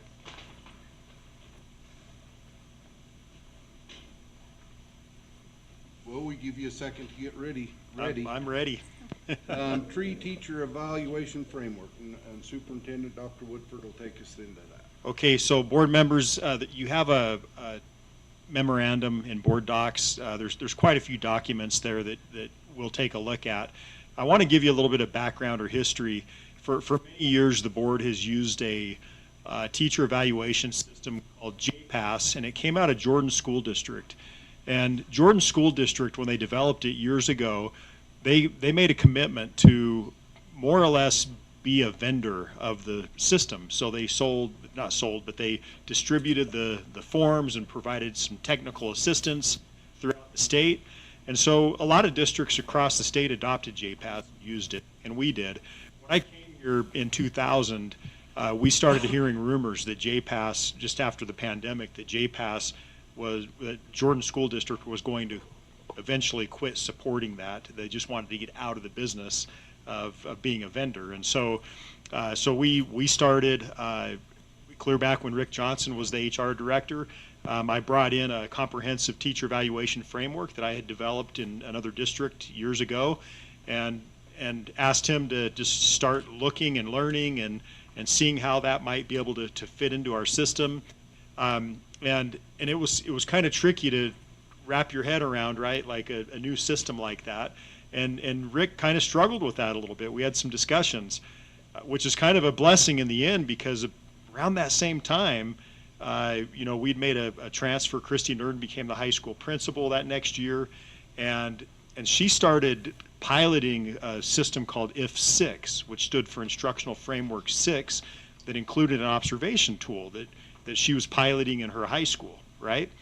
And so anyway, then we had the HR switch, and Dr. Lease became our HR director. So there's a lot of history here. One of the first assignments I gave Dr. Lease was, we got to address teacher evaluation, because then we knew that at the end of 2022, JPass would no longer be available for us. So we had to do something different. So Dr. Lease worked with Christy Nerden and took the comprehensive information I provided, wrapped her head around it pretty quickly, and pulled all of that together into this thing we call TREE, right? So we started piloting TREE at Uintah High School, Mazer Elementary, and Naples Elementary. We did that for 1 year. The other schools still used JPass at the time. The next year, after some feedback and revisions, we did a district-wide pilot. Okay, that was the 23-24 school year, and then this past was the second pilot year. So each pilot year, we've done a pretty comprehensive study and used the feedback to make adjustments to make it better. And then again, at the end of this school year, we've studied it, we've surveyed teachers, we held a focus group, had some discussions with our directors, with principals, and so I want to share the results of that study with you. And we're coming here tonight during our business meeting to ask for formal adoption. So it will no longer be a pilot, it will be our district adopted system. So that's why we're here tonight. So you want to switch me to Apple TV, Shauna? And I'm going to pull open, you have a copy of the survey under administrative content of the survey results. If you'll open that.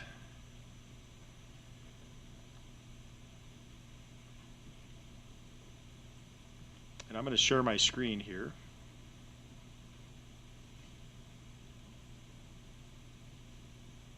Is it the one under data, superintendent? Yes.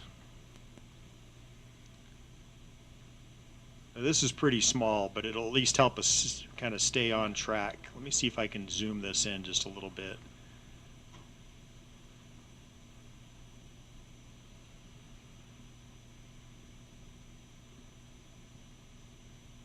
Okay, that's a little better.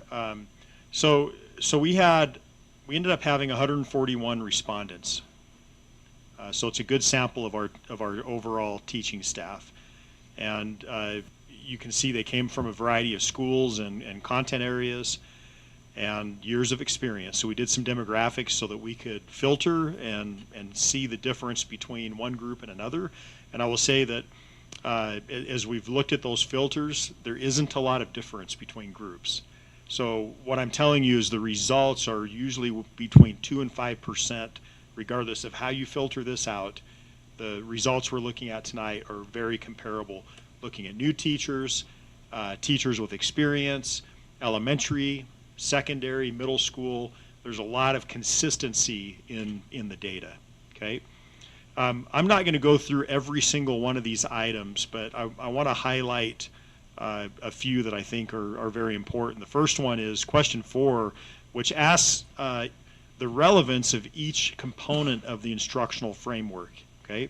Relevance is important because from an educator standpoint, it's like, you know, this is where you get to say, hey, this is important, it's relevant for my teaching, my instruction, and my students' learning. And guaranteeing viable curriculum, if you look at that, the blue line would be, if you look at the scale, this is a scale that it's either not relevant, which is a 1, or very relevant, which is a 5. So a 4 and a 5 would establish relevance, okay? So the blue line graph and the orange would be relevant and very relevant. And in this case, you've got 26% plus 55%. So that's very strong relevance for guaranteeing viable curriculum, okay, for a component. The next piece was our review preview component, and again you have 37% and 46%. You add those together, and that shows you the level of relevance. And then if you look at the green, that would be like not relevant. And in this case, we only had 2, right? So of all the people that took the survey, there was only 2 that said this isn't relevant, right? So you can see those are pretty strong results. The third component is clear expectations for learning. This is where we have worked on learning intentions and success criteria in our classrooms. And we had 24.29 that said it was relevant, and then 49.29 said very relevant. So that's about, what, 3/4 of our teaching staff that find it relevant. There was a few more neutrals here. I wouldn't say they're neutral, but somewhere in between at 16.43%. Instructional and engagement strategies. Look at this one. Okay, we had 71% that said it's very relevant. So that was really high, right? And then another 19.86 that said it's relevant. So again, strong results. Checks for understanding, same thing, very high. Okay, 69% and 25%. Academic feedback, very high. Okay, and then behavior and procedural reinforcement. This is where we look at that 4-to-1 ratio that's been part of our school improvement goals. And a few more that are a little mixed on this one, right? You had 16.43% that were kind of in the middle on relevance, but still a strong majority that find that to be relevant in their instruction. Okay, any questions about the relevance question, board members? jump way back. Yeah. Our west side, was there a reasoning for Eagleview and LaPointe not to be engaged? Just didn't get a lot of responses. I really don't know why. We sent everybody the original email plus reminders.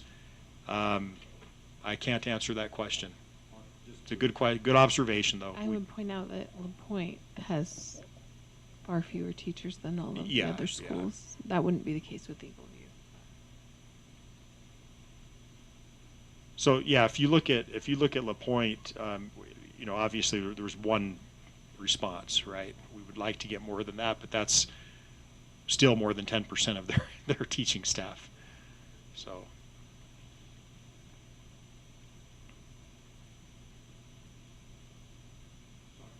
Didn't mean to jump you back, I was just curious. No, that's okay. Question 5, it's similar, right? We're looking at the same components, but we're asking a different question. That is, how confident are you in your ability to implement each component of the instructional framework? And then I've identified some contributing factors, right? Because I wanted food for thought. What does it mean to be confident? So the contributing factors may include how well you understand each component, effectiveness of training, and quality of feedback you've received thus far, right? And again, if you look at these scores for each component, there's the scale would be not confident, 5 would be very confident. I was surprised, honestly. I didn't think, and I understand we have piloted this 2 years district-wide, but our training program was probably more robust this year than it had been the previous year. I expected to see more people say, hey, I'm not sure about this, or I'm not very confident yet. But that's not what we saw. We see a high level of confidence in our teachers and their ability to implement the framework. Okay? And again, if you look at the yellows, they're a little bit telling, right? So the review preview process, we had 10% that are kind of mixed there. And also that last piece, the behavioral and procedural reinforcement, so the 4-to-1 ratio, 11.43% that are maybe not strong in their confidence, but outside of that, a very strong majority. And very few checks for understanding. We had one that doesn't feel confident, one. So that's pretty good. That means, if you read in between the lines a little bit, we did something right when it comes to training and implementing the framework. Okay? If we didn't train well and we didn't implement well, those results would be much different than they are. Okay? Okay, question 6. So excluding school-wide meetings or trainings, how frequently have you met with your instructional coach? So we wanted to learn a little bit about what's happening with our instructional coaching program, because it's tightly intertwined with our tree and our instructional framework. And our coaching program, I'd say, a few years ago was really focused on just our initial contract teachers, just teachers in their first 3 years, and brand new teachers. But that's changed a little bit, and this data helps us understand that. So if you look at it, there were only 20 teachers out of the 141 that said never. They didn't meet with their coach. 1 or 2 times, 31. Occasionally, 3 to 5 times, 28, and frequently 62. So even when you disaggregate this data by years of experience, our coaches are meeting with and supporting all of our teachers for the most part. They're available. Were you surprised though by the never? No, I thought it would be higher actually. Oh, really? Yeah, because there were those tenured teachers that. Yeah, we got teachers that are just they're confident, they're doing their thing, they've been doing this a long time, and so I assumed there would actually be more that didn't receive coaching to some extent. So actually I was pleasantly surprised, because what that means is the teachers I just described, even those teachers are seeking feedback and help from their coaches. And I think with the implementation of the framework, which there's some new things for everybody in there, it means that our teachers, for the most part, are open to that feedback and that support. And then the next one, use the following scale to rate your level of agreement relating to the support you received with the instructional coaches. And if you take a look at that, again, super high marks, right? I don't know if you have any questions about those, but let me just read a few of these indicators. My instructional coach has been helpful in supporting my professional growth with the USD instructional framework, right? Very high, like almost 80%. My instructional coach is knowledgeable and well versed with the framework. So, in terms of agreement, either agree or strongly agree. Again, extremely high, right? If you had 22 and 66, we're way up there. I feel comfortable contacting my instructional coach when I need support. You can see the numbers, okay? My instructional coach provides good feedback that helps me improve. Okay, again, super high. 58% strongly agreed with that, 23 agreed, so a strong majority. And my instructional coach is usually available when I need support. So we've learned a lot about our instructional coaching program through this survey. It's really good. Okay, next item. I'm going fast here, guys. Use the following scale to rate each statement relating to the implementation of learning intentions and success criteria in your school. Right? Again, I'm not going to spend the time to go through them, but this one it's I have a reversal in there. Do you guys see which one it is? I only put one reversal in this entire survey. That's where I reversed the scale, right? And it would be the third item down, where it says posting these statements is not a good use of my time. So in this one case, we're looking for disagreement instead of agreement, and there's a lot of neutrals there, but I'm sure some were confused, and it's probably not a super valid question. But what it does help us understand is that people are paying attention for the most part to the survey, because there was a majority we had 22.7 and 25.53 that disagreed with that. And if you look at all the other disagreements, they're down in the single digits. Does that make sense? Okay. All right. Question 9, use the following scale to rate each statement relating to the implementation of instructional engagement strategies. Okay. This is interesting if you read between the lines here. One thing that we're trying to find out is, do teachers still have appropriate or adequate autonomy, right? Or do teachers feel like this is just a top-down, I have to do this? So if you look closely at that data, the first one, my principal gives me sufficient autonomy to determine which instructional and engagement strategies are best suited for my classroom, right? So we had, what, 85%? 85% agreed that they still have sufficient autonomy. I think that's big. And as you look at some of the open-ended items, you're going to see some teachers complaining about that. But keep in mind, the data says 85% feel like they still have sufficient autonomy, okay? So I wanted to point that one out. And you can look at the others along those lines. My principal requires me to use certain instructional engagement strategies. Well, that's high too, but not as high, right? It probably depends on which school you're in, because we have given principals the autonomy also to say, hey, in my building we're going to focus on cold call or pair share. Another principal may have different priorities in their school, and a third principal may say, I'm really going to leave that up to the teachers. So we're giving schools some autonomy there. Question 10, let's skip that one. You guys can just look at that yourself. This gives us an overall, question 11 gives us an overall look. So this is an item where teachers could check more than one, right? They could select all that apply.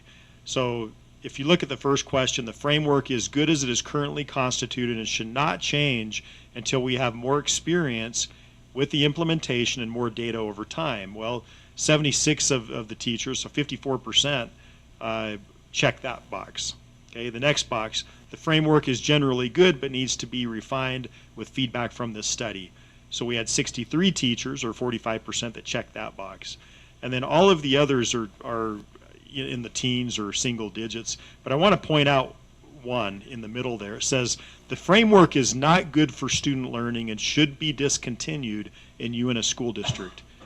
We put that in there, right? Well, we want to know, like, do people really feel like this is bad and we should discontinue it? We had one. And it came like on the last day when I closed the survey. It was 0 for a long time, and I was thinking that, oh man, somebody checked that box, but only one. So that's good to know. Question 12, which of the following do you think would be more beneficial for your professional growth? So this is comparing how we do it today, which is several 20-minute informal tree classroom observations, or how we used to do it, 1 or 2 formal classroom observations that last throughout the class period, right? And again, a majority, so 72.06% prefer us to be in the classroom more often, doing the shorter, more frequent observations, versus 32.35% that maybe would like the other way. We did in the constructed response items, the extended response items, and then also during our meeting we had a focus group, face-to-face meeting. One thing that came out is, hey, maybe there should have been a third option on there where you do both. And that was insightful. So we did get that input. And then curious about how long principals are in the classrooms. And you can see that 34%, 35%, they reported their principals being in on average 10 to 15 minutes. Our target is 20, and we had 58.87% indicate that their principals are in there 16 to 20 minutes, and then we had just a small 6% that said more than 20 minutes. So that gives us an idea of how long our principals are in the classrooms. And I will tell you that we did, as this has evolved, we did have principals that they would go in to look for 1 or 2 elements and do just quick like check-ins with teachers. So that skewed our data just a little bit, right? That practice, when they did that, they weren't necessarily filling out the whole form, but they were just looking at, are there learning intentions and success criteria posted? And they'd go to my 10 classrooms real quick, see it and record. So we're not sure how to address that yet moving forward. It's a good practice and well-intentioned, but it did some funny things to our data. However, nobody indicated less than 10 minutes on here, so I think if that did happen, it didn't happen at a high frequency. Okay, feedback's real important, right? So use the following scale, question 14, use the following scale to rate each statement relating to the feedback you receive following a tree observation. And the first one reads, the tree observation form is provided to me either printed or electronically. And we had a high degree, over 90% agreement with that. Feedback is provided to me in person by the observer, okay? So under 50%. And that's one we probably want with the extended response items. We're probably going to look at encouraging our principals to do more face-to-face feedback. That's something that's come out clear in this study. I usually receive an email or a phone call, so we had quite a few teachers that reported that. The feedback I receive is usually helpful, very high, right? So almost 80%. When I receive feedback, I feel my administrator cares about my professional performance and growth.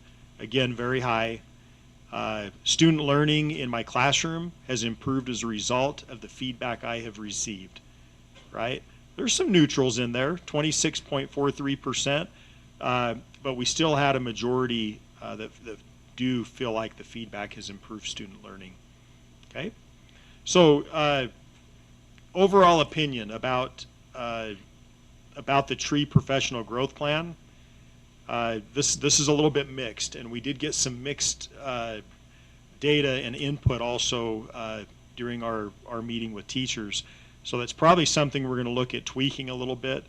But you can see that the way that teachers responded. The tree professional growth plan provides me with a good framework for my professional growth and does not need to be revised at this point, so 39%. The tree professional growth plan provides me a good framework for my professional growth, but may need minor revisions or refinement based on feedback, right about 50%. And the next one is it just needs to be revised, right? Another 11.43%. So we know we have some work to do there. All right, finally, question 16 reads, use the following scale to communicate your overall satisfaction with the instructional framework and tree teacher evaluation. So this is important because it's overall. How do you feel, right? And if you look at the data on this, we had, what, 47, so 48% plus 24% that on the scale were either satisfied or very satisfied.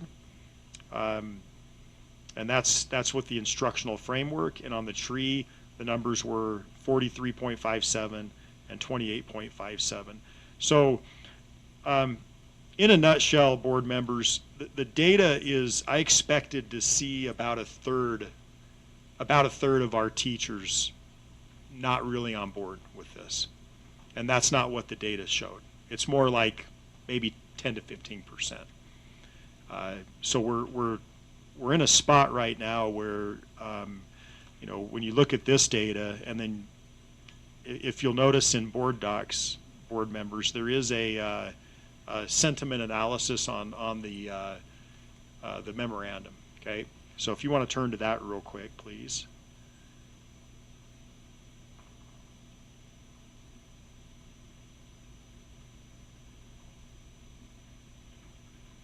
Let me open mine up.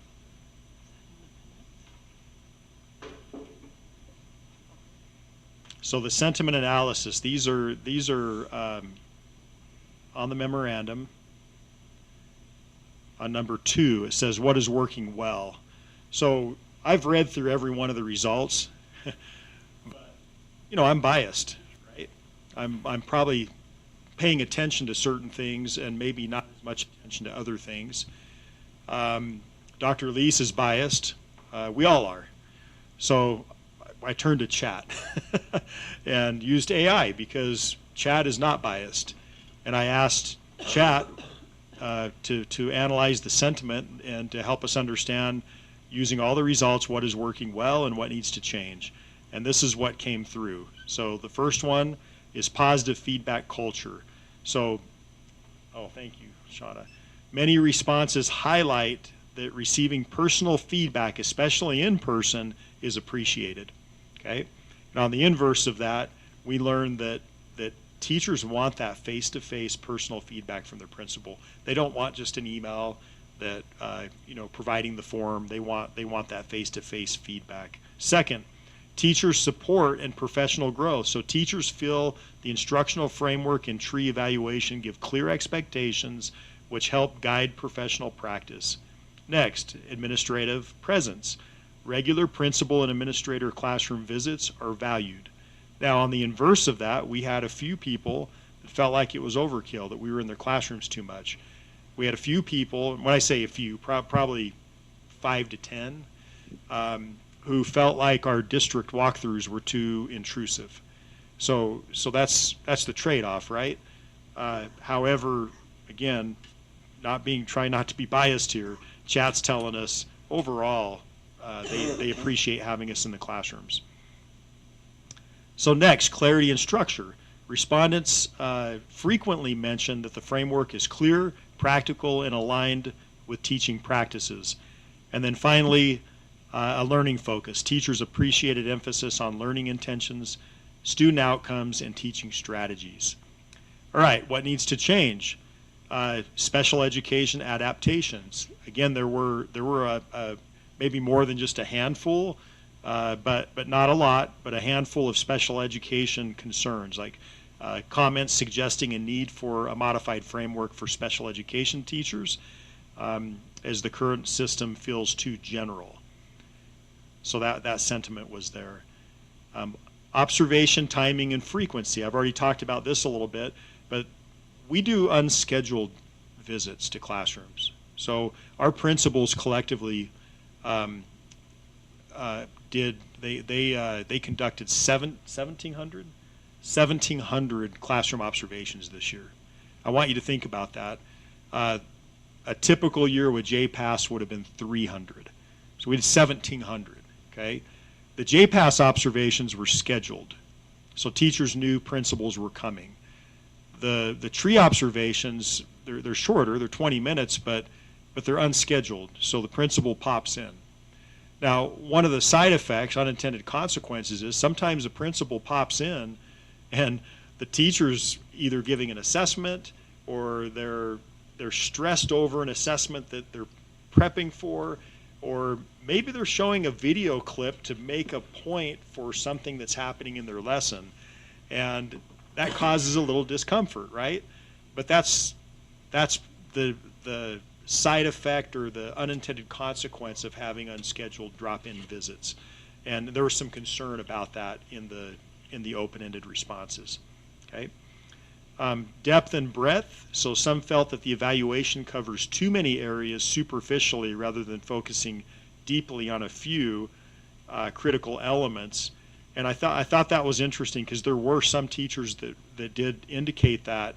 However, if you look at the data, it's actually the total opposite, right? The data suggests that teachers appreciate that it's clear, concise. JPass had, I mean, it tried to evaluate everything. It was standard. It was based on all the standards, right? The teaching standards, and what we're doing now is we're looking specifically, really at 7 components specifically versus JPass, what, 50, 51? In the 60s, right? So there, you kind of have to take that feedback with a grain of salt. Curriculum alignment and implementation. Teachers seek more focus on guaranteeing viable curriculum. Research indicating a perceived gap between instructional goals and evaluation criteria. A lot of this stemmed from teachers that are using like CKLA, and you'll read in the comments that there's times when the script for CKLA is not in great alignment with the expectations in our instructional framework. So they feel like they've got to come off script when somebody walks into their classroom in order to meet the provisions in the instructional framework. We know that, like we understand that happens from time to time. So that's something that more or less we have to be aware of. Feedback consistency. There were mentions that feedback varies across administrators and lacks consistency. Again, we know that, right? That's inherent in any teacher evaluation system where there's classroom observation. So we've worked really hard on inter-rater reliability, and that's one reason we do all the district walkthroughs, is it's a great inter-rater reliability effort and or practice. We do a debriefing after each of those walkthroughs. We have a protocol where we're actually looking at how each observer scored certain elements and having conversations to bring us closer in alignment. We'll get better at that. We're a lot better at the end of the year than we were at the beginning of the year. So we're making progress there. And then finally, stress and workload. Some teachers express feeling overwhelmed by added requirements without commensurate support for workload management. And that's true, right? I think everything that I've ever implemented in education, that's the feedback I've received, everything.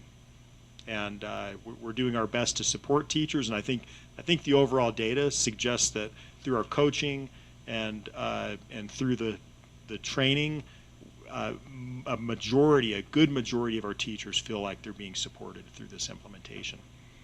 So with that, board members, what we're going to be seeking is a motion during the business meeting to formally adopt the TREAT instructional framework. Ms. Dillon, did you have anything to add?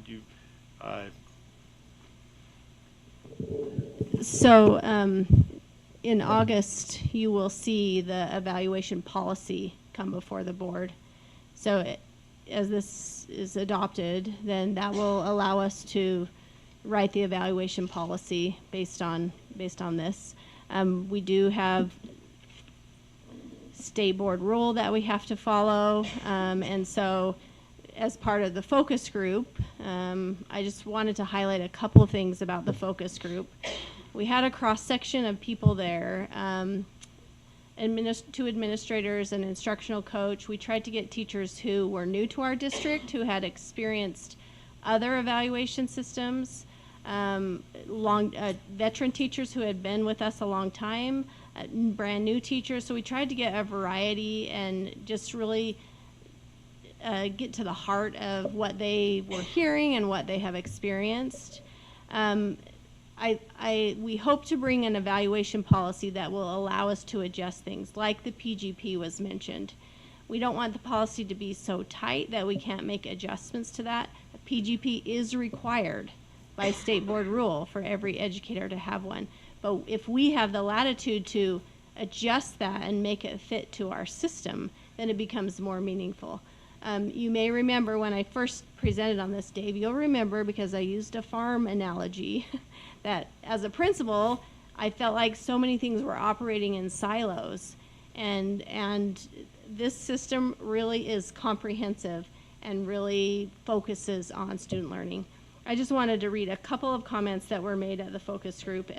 We had them do a think and write where they wrote down their thoughts on teacher evaluation. And this one is from, this is a teacher who has taught for 17 years, but only 1 year. This was her first year in our district. And she said, I've had 16 years experience in education outside of Uintah School District. And the tree evaluation system has been the best I've experienced. Why? Because professional development is given and then expected from each teacher on each component. Components are research-based and they promote effective teaching. And she said the frequency of the observations and the timely feedback make me want to be a better educator. And so I think that is very telling, first from someone that has come on the outside. And then this is from a teacher who has worked in our district for a number of years. Says, I feel like tree is a more authentic snapshot of the classroom. That tells you when we would come in to do a JPAS observation, we literally saw teachers be like, wait a second, let me go grab my lesson for you. So it's authentic. It doesn't feel like a gotcha, but it's helpful feedback for teachers to improve in their practice. Teachers who are strong teachers are also self-reflective teachers. And then the last one I want to share, it says, this is actually from a non-core teacher, so not a tested subject, and a third-year teacher. Said, tree is focused on teacher growth rather than grading teachers. It's not a got you. It's not a pass or fail. It gives teachers an idea of where they are now and how they can improve. So really that has been the goal all along for me, is to create a comprehensive system that's focused on student learning and improved instruction. And I was so happy with the results that came on the survey. You have a summary in board docs of the things that we found from the focus group, including more comments from the participants in that. You also have a copy of this one sheet, which you've seen before. You have a copy of that are the components of the evaluation system. So happy to answer any questions, but so appreciative of your support as we have moved through this journey. Robin? I just have one question, and maybe I've missed this, most likely.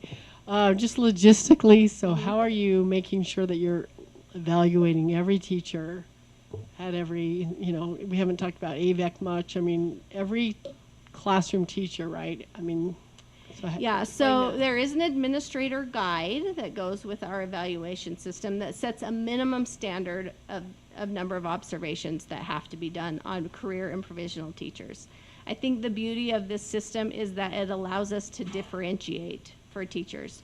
we may have a teacher who is struggling in an area, a career teacher who's struggling in an area, that would allow the principal to go do more observations and or send the coach to assist that teacher for a short period of time or a long period of time. So there's a minimum standard for career and provisional teachers, but there's not a maximum. And as you can see from we did not set a number this year for evaluations. I think our principals were eager to be familiar with the tool, coaches are eager to give feedback, principals are eager to give feedback, and it came out very clear in the focus group that the teachers love the feedback, face to face. Yeah. Well, that relationship would be so dynamic and important for so I like that aspect of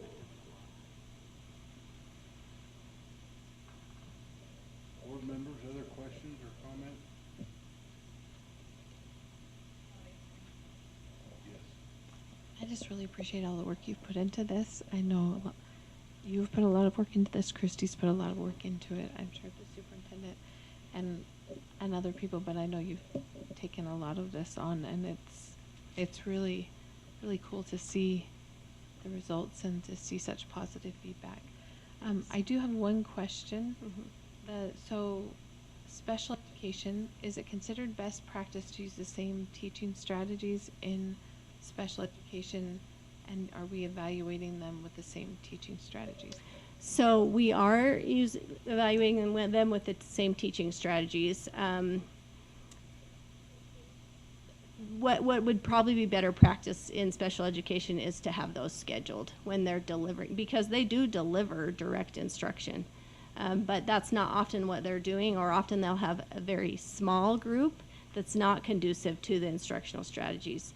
The one other thing that I've seen in other evaluation systems is they have an additional component that they look at, where they're inspecting other aspects of special education that are unique to special education. So we can tweak it, I think, and adjust it so that it will fit and meet their needs. I don't think, there's no issue with scheduling them. We can schedule them, and that may be more appropriate to schedule it when they're doing direct instruction to a little bit larger group. Yeah, I agree with that. In fact, it's interesting. Tana, is Tana here right now? Hiding back there. So Tana went in and did an observation in one of her special ed classrooms during a direct instruction segment, correct, Tana? And I believe what you told me is that, like, the amount of feet, it was hard to keep up as an observer, right? As Tana was trying to record the amount of checks for understanding and feedback, she couldn't hardly keep up with the teacher and the students because there was so much interaction during that direct instruction component. So the reality is this tool during direct instruction, it's really good for special education, okay? I can speak to that because I was a special ed teacher.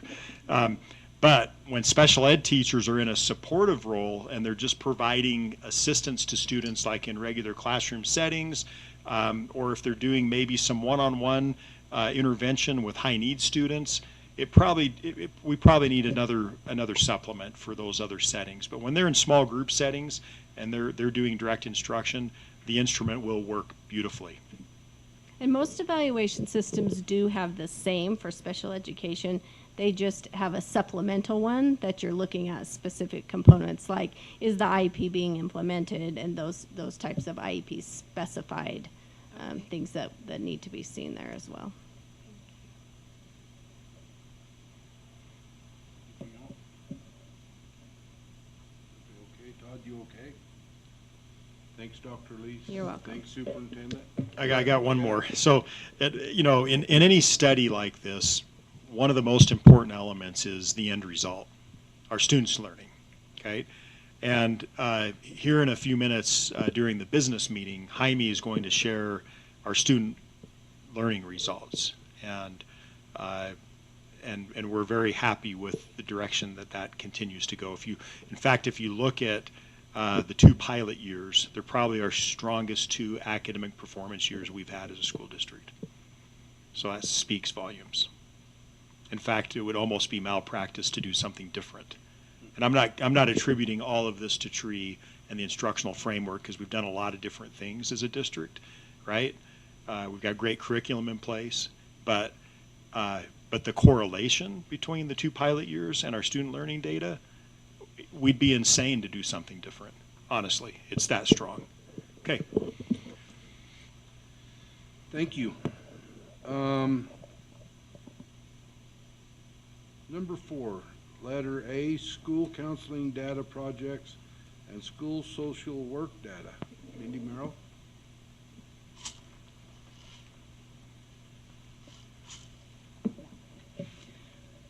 Board members, thank you for giving me this time. President Shivers, I was just alerted that one of our student athletes has another conflict. Where this is informational, if you'd like to move this to the business session, I'm happy to do that in order to accommodate that student, if you'd like to do so. Do we need a motion to do that? It would be adjusting the probably, I think a motion to adjust the agenda. And if you'd adjust the business. Board members, we're going to scratch committee reports or move them also. So, does somebody want to make a motion to move that? Is that okay with you, Mindy? I know Mr. Laba has a informational item as well. If you want to do committee reports later, we got to move it because of the time. Can we move all 3? Can we move all 3? Jaime, do you have any reason not to move yours? He's got all night.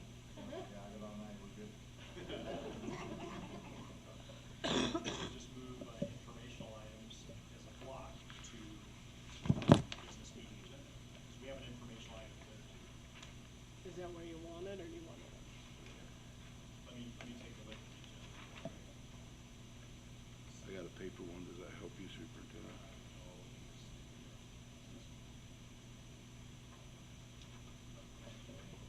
Yeah, to item 3, which is informational discussion items.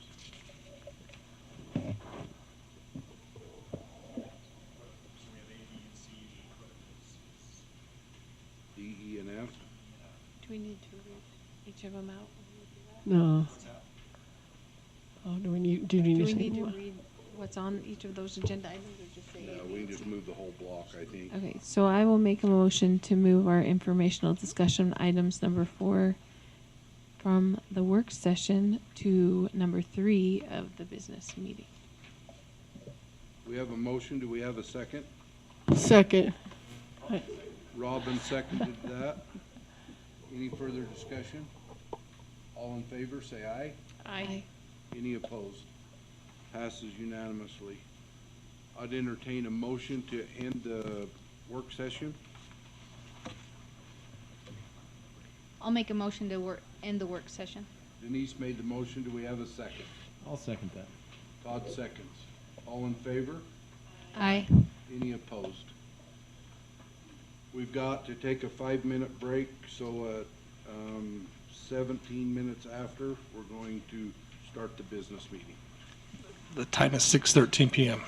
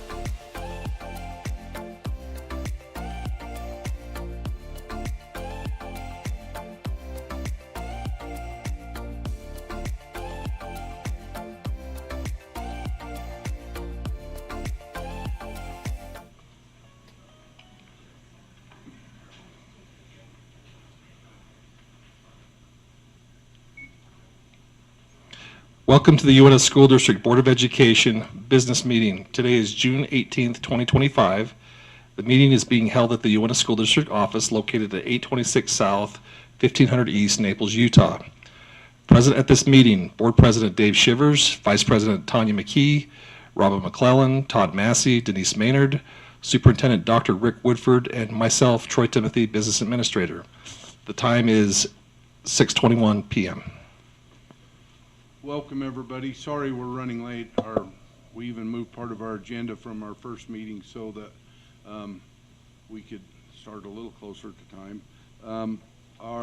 First of all, we'll have a reverence by Aubrey McCarl, and Gideon Owen will lead us in the Pledge of Allegiance after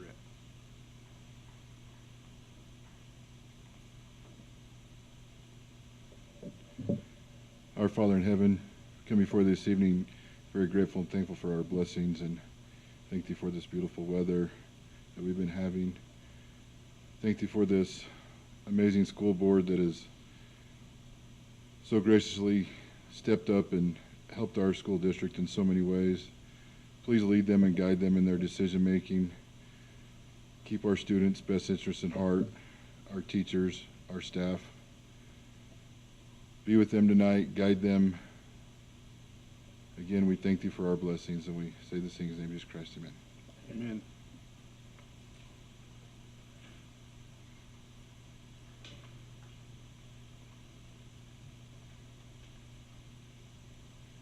Will the audience please rise and follow me in the pledge?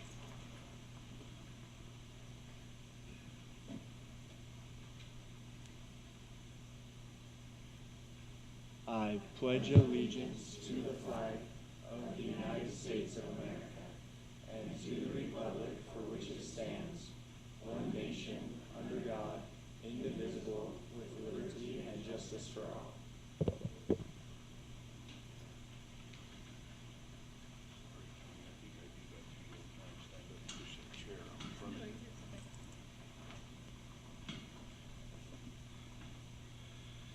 Okay, time for our thanks for those that helped us with that.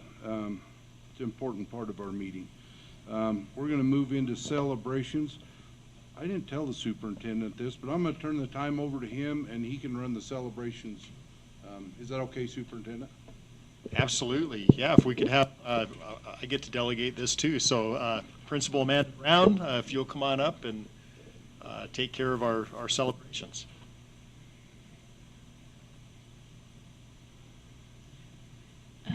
I'm also going to delegate this to Coach Henderson, and we're going to bring Gideon and Chloe up here, and we're going to let Coach speak to their accomplishments.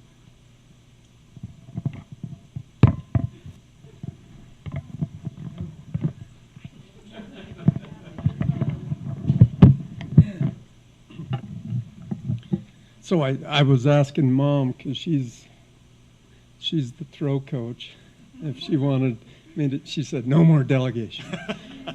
But anyway, glad to be here. What a wonderful thing to be able to come and celebrate success of these two wonderful youth. They're going to be missed huge. Been a lot of good years. But anyway, both these two ended up winning state this last month. Gideon took state in the discus, broke our school record, which has been there, how many years was it? 38 years. Anyway, so both these two have these characteristics where they put in the time. And the only way to be excellent at something is really to put that extra time in.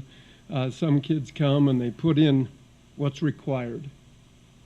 These two did much more than that. On their own time, staying after practice, getting extra help. But what a privilege it's been to work with both these two. Love them very much. It's interesting how, as a coach, you end up, they're like family. you know, you have your own family and then you've got your track family. But anyway, it's been a special ride with these two, and look forward to some really great things for them in the future. Both of them have our school records.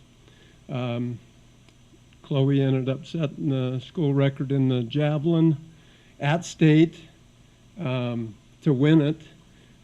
So anyway, at the competition, she ended up being passed by one of the other girls. Her next throw passed her and ended up finishing by shattering her school record and throwing her an amazing throw. Gideon, same thing. Both of them, and they both faced adversity. They both had challenges through the season with aches and pains and injuries, whatever, and they pushed through. And in the competition at state, it wasn't that smooth sailing, easy thing. It was something they had to fight for. And I hope that they remember that as they get into life, to be able to fight for everything that they really care about and to really work hard to be who they are. So very proud of them, and anyway, in their accomplishments. Both represent Uintah High School and Uintah School District very well. Anyway, give them a hand.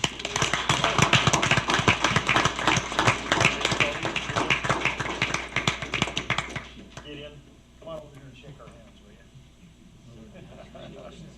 Congratulations. Thanks for coming. Congratulations. Thanks for coming on.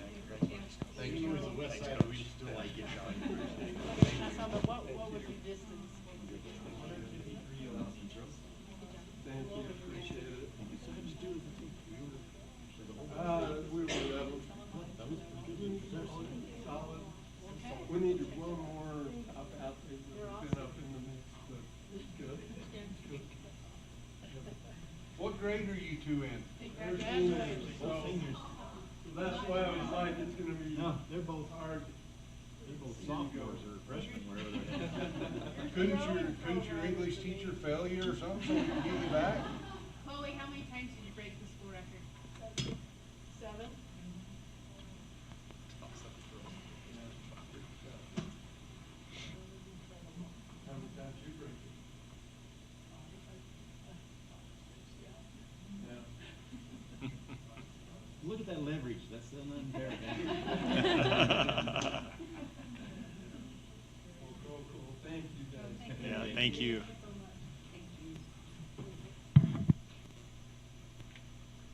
So, President, that kind of concludes our celebrations. We're going to celebrate again when Jaime comes up here in a minute. But first, we're going to have our school report. So I'll turn the time back over to you. Okay. We're excited tonight to have Andy here with us. She's still haven't assigned graduation certificates. Andy, we're going to turn the time over to you. You can tell us about AVEC.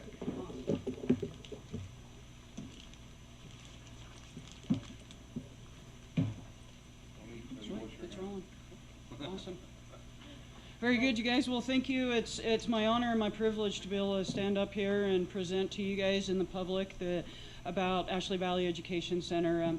We call it the best school in the world, so that's the opening slide, is AVEC is the best school in the world. I'm pretty certain that I have some colleagues that would disagree with me, but I'm the one that's up here right now, so I guess I get to win that battle right now. So I kind of called this a strategic plan, and I want to share with you kind of AVEC it's our strategic plan, and if we follow this plan, we show success. So to start off, our staff is 30 staff members large. That even includes our custodian. And so 30 staff members, and the cool thing is, as the influx of students in and out and in and out and in and out, we service so far, well, and I think these numbers are, this is it right now, because we stopped enrolling summer school students. So 1,628 students walked through our doors this year. And I dare say that that's the second largest school in the district as far as students walking through our doors. probably one of the smallest schools in the district as it comes to staff members. So, but those 1,628 students, every one of them had to be enrolled in one way or another. So night school, summer school, day school, youth and care, adult ed, online, somewhere, somehow, they went through our computer system, they went through our staff, and we serviced them for as short as 1 month to the entire school year. It still takes work of all of us to be able to service that many students. The data that I shared with you at graduation was probably more like 1,300 students, so that increase is our summer school enrollment. So with that, our strategic plan, our mission is we all learn because it's worth it. And it's everyone. It's regardless if we have them for a couple of weeks because it's a safe school student, or if we have them for 180 school days, or if we take them from kindergarten through 12th grade and graduate them for the entire career of their education. We all learn because it's worth it. And it's important that we want to show growth in learning with our students, and that's important to us. Our vision is we all learn and grow together for a successful future. We believe that we are involved in this as much as our students, and so we want to grow together, and we want that every student that walks through our doors to have a successful future. And that all culminates together with our purpose. And this doesn't matter if it's a kindergarten student or all the way up to our adult ed and they're 90 years old. Anywhere, doesn't matter what part of our school they come through, our purpose at AVEC is to help students complete classes. Doesn't matter what level they're in, what part of our school they're in, gain the confidence, the mindset, and skills to graduate. Really, that's our purpose. That's why AVEC exists, is that statement right there, is to help students complete classes, gain the confidence, mindset, and skills to graduate. And graduation also includes our GED, and having that credential, that's our purpose. So AVEC's whole purpose is right there. Our 24-25 that we just completed, our school year, our theme was Ride for the Brand. You guys were all at graduation, so you guys all heard me talk about writing for the brand and the purpose of writing for the brand. It was a fun school year. It was a fun theme. We did fun things. I should have brought our brand. I had a guy build a brand for us, and I mean we could like brand steers. I don't know, you know. Who's next? Todd? Are we gonna brand you? Oh, man, no, you don't want to be branded. I don't know, Dave's a cowboy. Dave's a cowboy. He probably enjoyed my talk a bit, you know, talking about cowboys. But anyway, our attribute focus this year was intentional. And for me, I love intentional because I'm an intentional person. So I could totally ride with this attribute focus this year. But it was fun to try and encourage students to be intentional, encourage students to ride for the brand, and to be intentional and to be loyal. So this is where I really want to spend the majority of our time, though, is with our WIG. You guys all have read the book. You guys have all gone through what a WIG is, wildly important goal. And our wildly important goal this year, it's going to be slightly different next year, but this year it was 60% of AVEC 9 through 12 students will earn 2.5 credits each trimester. And the graph that's up there, you can see that little table. So we broke it down because the WIG is based on our high school age students, so 9 through 12 students, not K-12, not adult ed or YIC, or it's our high school. And these students are broken down into two sections, as you see in that table. The table shows that AVEC online students and the AVEC campus students. So the online students, this is, it should look like this. It should look like 82% each trimester. It should look like that because our online students are the ones that are caught up for graduation. And so they they should earn 2.5 credits because they're caught up for graduation. If they fall offline for graduation, we drag them on campus. And so our goal is to keep the online students reaching that goal at a higher level. I know 60% is our goal, but on the online side, they need to be higher because those students are caught up for graduation. They're exceeding, they're accelerating, they're moving forward, they're graduating early. We graduated a slug of juniors out of that online group. We only graduated a handful of juniors out of the on-campus group. So that table is representative of where they're placed. So the on-campus students, those are 60%, 60%, and 54%. And our 54% is because our seniors graduate. And so, of course, they're not earning 2.5 credits. They're earning maybe 1 that last trimester. They're maybe earning a half that trimester. Same thing with the juniors. Our juniors that are rolling in 2.5 each trimester, we were graduating a handful of juniors on that on-campus. So that's why you see that decline. But it's because our top students were graduating on us and not bringing in that data for us. So, but with that, our lead measures, these 2 bullets is what drives our WIC. This right here is the most important thing that happens in our school, is that every Friday we have PLC meetings, and that's for our online school and our on-campus, those 9-12. And each of those meetings are 2 hours each. So I blast myself through 6 hours of meetings on Friday. 2 for the on-campus, 2 hours for the 2 in the morning, 8 to 10 is online. From 10 to 12 is our K-8, and from 12 to 2 is our on-campus. And they are long meetings because we talk about every single student in our school. Every single student is addressed. And we track credit completion and weekly meetings. And if they are not meeting that completion, then we are creating prescriptions for each individual student. So one could say that every student at AVEC, those 1,600 students, have an IEP, an individualized education plan. Each of them are individually addressed. Each of them are individually discussed. Each of them are individually communicated about, and plans are changed every Friday for these students. For adult ed, it's once a month. For YIC, it's every week. And so every one of these students are addressed at least monthly, or in the high school case, or even Split Mountain case, it's every single week, and adjustments are made. And then the other key thing is students are placed in our school based on how they're performing. For example, if an online student is not performing, we drag them on campus.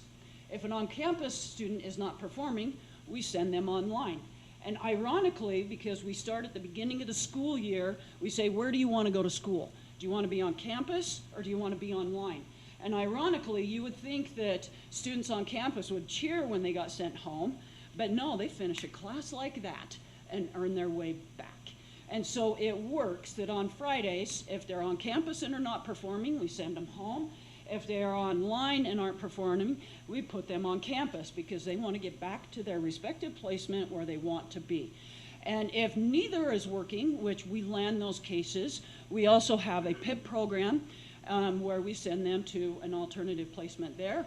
We also have our adult ed where we send them to an alternative placement there.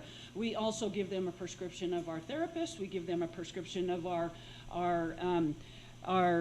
aide that is a success coordinator. We have all kinds of places and different things that we prescribe to each student each Friday if they are not just following the expectations. So that right there is what creates our success. And so this is updated data from graduation. You guys hear this at graduation, but our students served, we raised about 270 students. So we're now at 1,628, and that's where we will end. That's how many students we have served this year. Our students who earned the 2.5 credits was 388 times. We will not increase by that. That's an end number because summer school does not give enough time to earn that many credits. Our credits earned have increased because summer school data is rolling in. I finalized this presentation yesterday, and even as soon as I sent it to Shauna, more credits rolled in yesterday, continuing to roll in today, and a lot will next week because summer school will end next week. So that credit earned will continue to grow. Same thing with classes completed, 4,569. That was as of yesterday around 10 o'clock, and already we've completed more classes. AVEC graduates 138. That is an increase from graduation. We signed one tonight. So graduates, it was actually 133 sorry, the AVEC graduates, it will only increase a little, but the adult ed has grown it a lot. We've had 5 more graduates since graduation, so with adult ed graduates, that 169, I think at graduation, I think it was at 164. And so we've graduated 5 more, and we'll probably pick up another high school graduate before the summer school is over. So those numbers are increasing also. The same numbers that I shared with you at Uintah High School. Walking at Uintah High School is 455 students that night. You guys saw 455 students in front of you on the football field. Those AVEC graduates were 88 of those 455. So 88 of those students were AVECs, our graduates. And then serviced by AVEC, those 455 students, 227 of them were serviced in one way or another with us. So they took one night school class, they took one summer school class, they were with us as a freshman, they were with us as a senior, they were a youth and care kid that earned a credit with us. One way or another, they were a combined student with us. One way or another, they earned at least one class, one credit with us. And so 227 of them, that's 50% of the students were in purple cords. And those kids are pretty proud of wearing the purple cords, and they're pretty proud that we provide an alternative option, a supportive option to Uintah High School to help their graduating class be successful. The next slide is, it's a slide that I've not shown in the past. I was meeting with Christy, and Christy says, Andy, you should share this. I want you to share it with the directors, and I decided to throw it in with you guys too. But this slide, excuse me, this slide is a slide that shows our graduation rate. So if you look at those numbers, I know they're small. It's because I've been at AVEC for 16 years, and we've grown a lot in the 16 years that I've been there. So if you look at the very first data point, that's 2009. That is 7% graduation rate. I don't own that percentage. I dug that data out so that we could compare over time.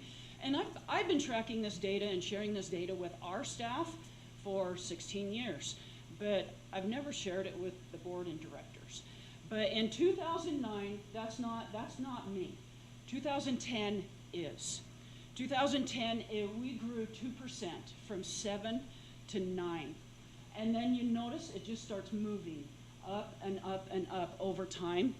And so 2025 data will not come in until November. November is when we get that data, and I get a hold of Shauna every year to find out what is our graduation rate. Sharon is getting it. I am getting with Sharon, I'm getting with Shauna, I'm getting with whoever, and I'm usually like the first person to receive that data because it's what we track. It's our purpose. It's our purpose statement. It's why AVEC exists. And so I just want to kind of share a couple of those big jumps. So some of the big jumps in 2012 to 2015, this is where we really put some pressure on Uintah High School. Get your students to us on time. Don't send them to us as a senior needing 20 credits. That does us no good. It does the student no good. And so the change with Uintah High School is that big jump between 2012 and 2014 was getting students to us on time. The other big jump that happened, you'll notice, is like 2020, COVID. 2020, that's when we got a huge influx of students.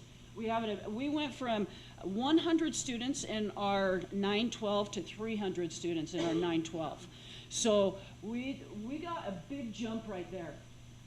The big growth from 2020 to 21, that graduating class of 21 is including those 200 added students. So going from 100 students to 300 students, and the dynamics of our school changed. This is where our online program went from about 30 students large to 150 to 200 students large. So now online we have about 200 students. As I mentioned earlier in the presentation, our online students are the ones that are caught up for graduation. Our online students are the ones that are very, very successful. It's the ones that are on campus that struggle the most. Those are the ones that we are helping the most. And so that huge jump there from about 60% graduation rate to 80% graduation rate is because of the online students and that increase in student population, going from 100 students to 300 students. So we'll see what the future brings, because right now we're just sitting around that 79%, 80%. So you guys heard the Warrior Creed at graduation. We don't need to go over that. I just want to thank you for the opportunity to serve at the best school in the world. And I want to thank you for the opportunity to present and share about AVEC, because I love it.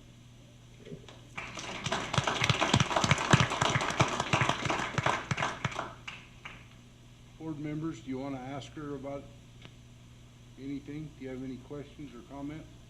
So I'm curious. I'm not sure how WPU works out over there, but it looks like you're doing so good that you're costing us money. I thought that same thought. So let me respond to that. If you looked at the student to staff ratio, it's actually a cash cow for our school district. They're making I say that all the time to our staff. We are the cash cow. The online program, I mean, it's efficient in terms of the staff to student ratio, but if you ever wondered, like, well, what if all those students were to drop out? Because without AVEC, our dropout rate would be a lot higher, and so that would lower our WPU.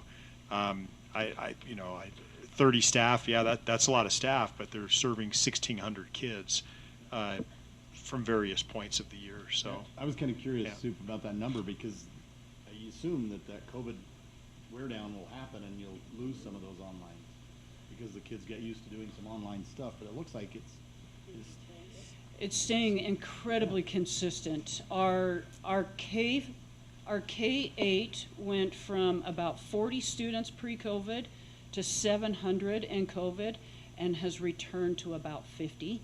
So our K-8 has returned to standard, to where it was pre-COVID. But something about the high school, I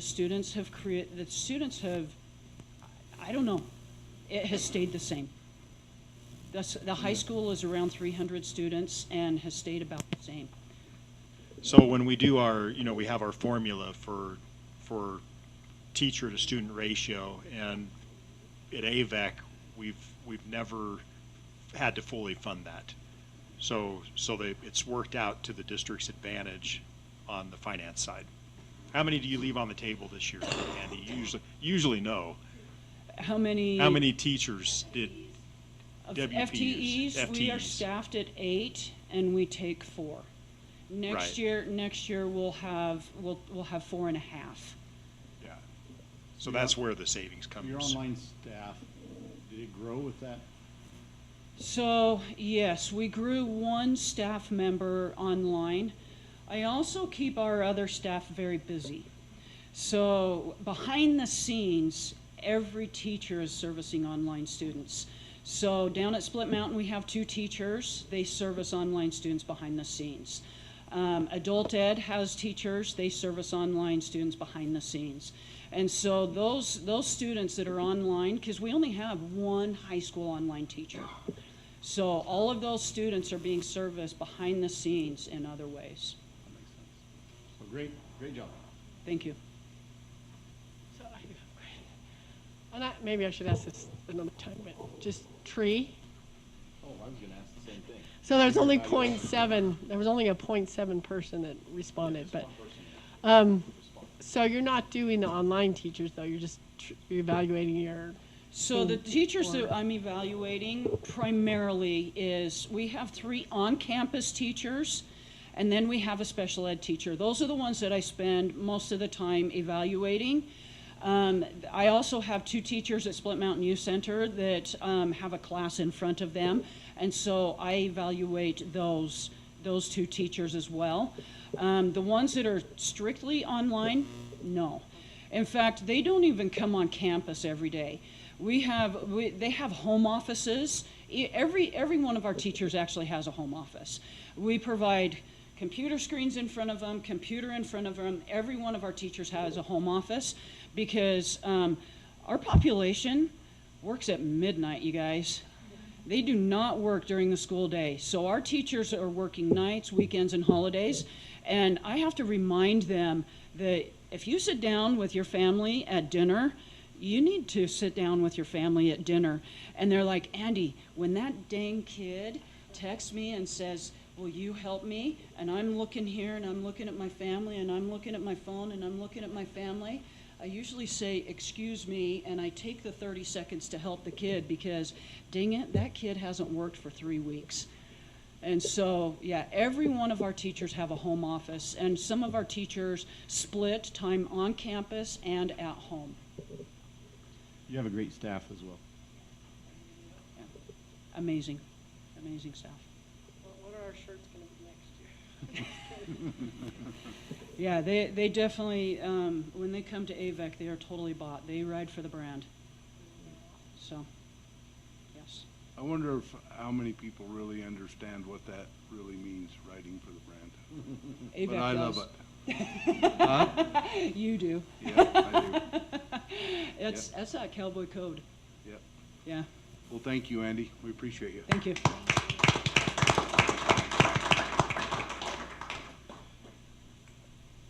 Student performance data review. Jaime, we're not going to move this one yet.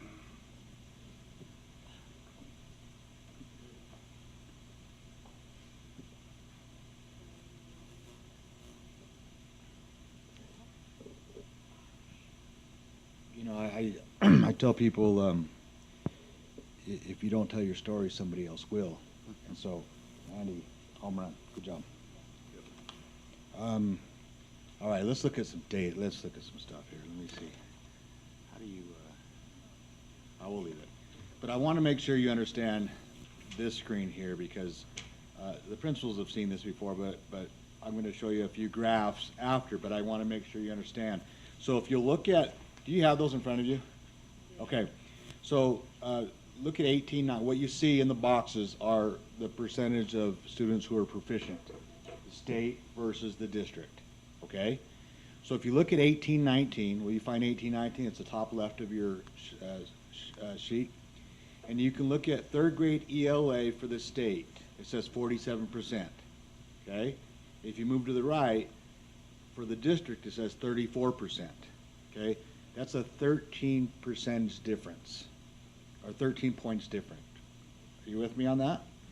Now, if you go down to the bottom where it's the bottom graph where it says difference between USD and state proficiency, a negative score equals that we've outperformed Utah. That 13 shows up for the ELA. Do we see that? Okay, just want to make sure because this is just a different way of looking at the data. The graphs I presented that I'm going to show you don't make a lot of sense unless this makes sense for you, okay? Now, if you move from left, now typically a negative is not good, right? But in this case, it is. That means that we outperform the state. So if you look at all the blue boxes in the top graphs, that's any time that our students outperform the state in terms of proficiency.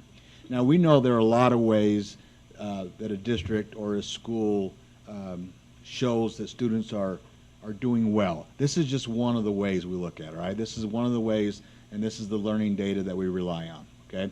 So moving left to right, you can see there's more blue boxes showing up across the district. Now, this year, our language arts scores are not, they're not ready. They won't be ready till October, November of this year. And when they do, then we'll have scores as well, okay? So we're good with with the results? Now, if you look at, do you see the bottom graph where there's a line that says total? It's underneath 8th grade. And that number says 115. Do you see that? 115, if I just add up all those numbers, 3rd, 4th, all the way to 8th, the English, ELA, math, and science, that comes up to 115 points different from us to the state. Okay? Moving right of the page, that number goes to 85, then 87, then 92, then a big jump, 55, down to 11. Okay? And I'm hopeful that when our language arts scores come out, who knows, we might be on the flip side of that. Okay, we good there? Yeah, so I just want to make sure we understand. So do you have any questions on this data in front of you? Just clarifying questions. I want to make sure we can read these. So 2024. Yes? 55.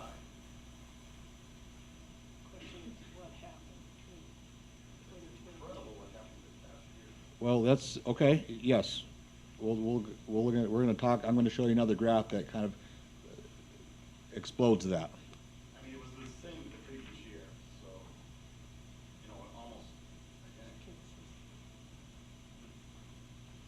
Well, the gap closed, right? So if you Right. look back to 22, 23, we were sitting at 92%, okay? Then we did our pilot the next year. So the next 2 years were pilot years for the tree, okay? We closed the gap from 92 to 55, the first pilot year. Second pilot year, we closed it from 55 to 11. So in those 2 years, we closed it from 92 to 11, which is amazing. And if you look at elementary, and Jaime's going to talk about this, 3rd, 4th, and 5th grade, we're actually on the plus side. So go ahead, Jaime. And good point. So most of the data I'm going to show you next does not include ELA. I wanted to have a math and science comparison for you. But if you look at that last graph that says 24, 25, you'll notice that 3rd, 4th, and 5th in math and science are all blue. That's the first time since at least 1819 that as a grade level across the district, we're higher than the state. That's a big deal, considering if you want to look back to where we were 4 or 5 years ago. So board members, that means our elementary schools, for the first time, met our WIG, our district WIG, to be above the state average in all assessed areas. It's pretty cool. So let me show you. So I want to show you. Actually, I'm going to go to. I'll save Aspire Plus for the last. So this next graph. Do you have this graph in front of you that I have on the board? Scroll down two pages there. 2 pages. To get to it. One more there, President. Yeah. So what I did, that first graph I just showed you with that has the negative the scores that we were talking about improvements. Okay, I just took those scores for math and science, and your blue line is grades 3, 4, and 5. Your red line grades 6 through 8. Okay, and it's collectively how far from the state were we if I added those numbers up. Okay. So you can see in FY19, the elementaries and secondaries were dead even, like 30%. When you add those numbers, we were 30% below, okay?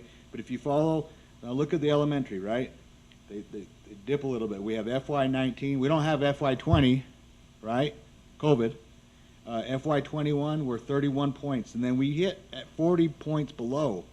But now you can see this growth from 23 points to last year, really close, -5, to this year 14 points above the state average. Y'all be cheering, everybody. I mean, that's good stuff. That's a good deal. Yeah. I want to get excited like Andy. Andy, I need you up here to tell me how to do it, because I should be just getting crazy up here. Yeah, pacing around. I'm going to start walking.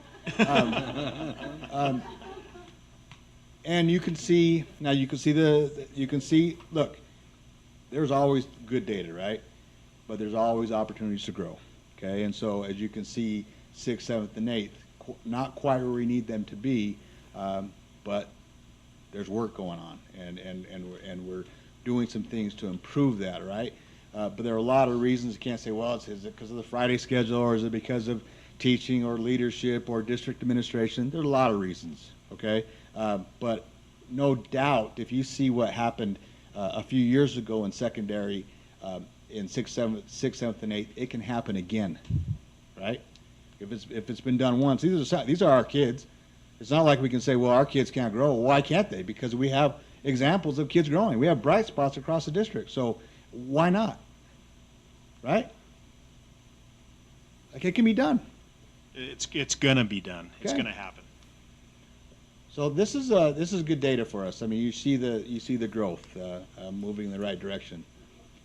Do you have any questions on this graph?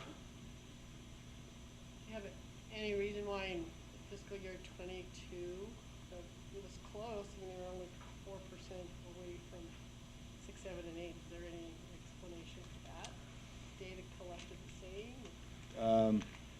Yeah, I think there's a good reason. At least one. Yep. She's sitting in the room. I just think leadership makes a difference. I'll just say it. And you'll see the inverse of that on the next graph. It's really difficult at any level if you don't have an effective leader at a school to get it. You just won't be effective. It's real simple. It's based on the research, based on what I've seen. You just got to, it's no different than in the classroom, but an effective leader gets results. Can I ask one more question? Yeah. Okay. Are we tracking, like, how many kids are opting out of testing? Are we tracking that? And then are we tracking absentee rates? And are we tracking class size? I don't know. I mean, I'm not a, I just wonder if any of those. Class size, I haven't tracked that. I've done some studies on attendance, not with Rise, but with like Acadience. Doesn't have as much impact as we would think it does. But opting out, we know the percentage of students who've tested, but I don't keep track of those who have opted out. I'm just curious what that. Well, you know, and it's a good point though, Robin, but here's the deal. It happens statewide. So every state, every district's dealing with attendance. Every district's dealing with students who opt out. We're dealing with some of the same. And now, are opt-outs higher or lower? I don't know. Is it the kids? I'm just wondering, so if they're maybe chronically absenteeism kids, do they opt out more often? Do we know that? I guess I. Yeah, I don't have those numbers. Sorry. I'm just. Good questions. I mean, we could find out. I mean, when we analyze the data, we want to get to root causes. What's going on? Superintendent said it earlier. When we have an idea of the good things going on, you start changing things. You change the wrong thing. That's could be malpractice, right? Stay the course. Get better with the things that work. My opinion. Okay, I'm gonna go on the next graph. So this is Aspire Plus, and it's kind of cool. So for a long time, I only had scores from 23, 24, 25. And so I don't have the graph in front of you, but it's very similar to what I just showed you with elementary and 6th through 8th, where I looked at the state averages versus the high school averages and said, okay, where do we fall? So I want to point you to the blue bar first, okay? So back in 2021, the high school on the Aspire Plus, now the Aspire Plus only 9th and 10th graders take it, okay? And it changes every year. Anyway, I won't get into details there. It changes a little bit. But we were 60 percentage points below the state collectively in these areas, okay? And then in 22, got really close. We were just really nipping at the state's heels, right? -9. and then it went positive. In 23, we were 16 points. In 24, we were 49. Now, currently, with only math and science, well, not math and science, currently without having the English scores, we're at 32 points higher. Now, I did some projections based on averages and just like thinking where we'll be. I think projections we're going to end up at 45, which is really good. Okay, so those are the points above. We're above the state average. Okay. Now take a look at, and then I was curious. I said, okay, how many times was the state ever above, or the district ever above, the high school ever above 40% proficiency on this assessment? Okay. Well, it's which line is it? It's a red line, and actually it's a red and the yellow intersect. But back in 2021, not a single test was above 40%. Okay, and then in 22, 33% of the tests, like 2 out of 6, were above 40%. And then you can see the numbers: 23, 24, 25. We're up in the 80s. Like there's only one area that we were not above the state average. And my projection is that we'll be at 88% again this year, once those scores come out. Okay, that's good. That's really good. Well, those line up with the number of instances where the high school was above the state, and they follow, like that 40% line almost follows identically, right? You go from 0, like back in 2021, not one time were they above the state average, all the way till this year where they're at 83% of those tests were above the state average. So now, not only are we seeing growth like at the elementary level as well, seeing growth at the high school level, and we're moving in the right direction. And I believe that the kids are coming better prepared. We talked, Superintendent and I talked earlier today about this, about these kindergartners are coming better and higher achieving in terms of reading than they ever have. And if that doesn't matter, I don't know what to say. Because if they can't read, they can't read. But if they're reading, they can read a math test. So that's good stuff. And you point your finger at a lot of things that are going well. From we can go down the list. But there's a lot good. There's a lot of good here.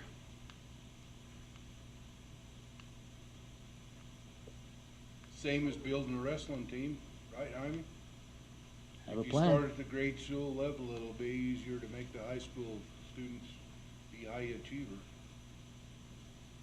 No different. If you teach them right. So let me point out just a few things. Jaime, this is great data. I learned a long time ago about this little phenomenon. Can you go back to the elementary data? Not the first one, the one that's the next line graph. Yeah, that one. Heard of this thing called the implementation dip? Have you ever heard that term before? When you implement something new, sometimes you dip before you start to go up. Jaime, when did we implement CKLA? 2021. 5 years ago. 2020, Yeah. 2021. Yeah. Okay, right after I was hired, we got the committee together and started looking at it and adopted that probably in my first year here. Okay, so I would say that data, that 2021 data would probably be a good, like that's when we started implementing it. Well, what happened? We dipped, didn't we? Why? Because we implemented something new and we weren't very good at it. In fact, we were really bad at it in the first year.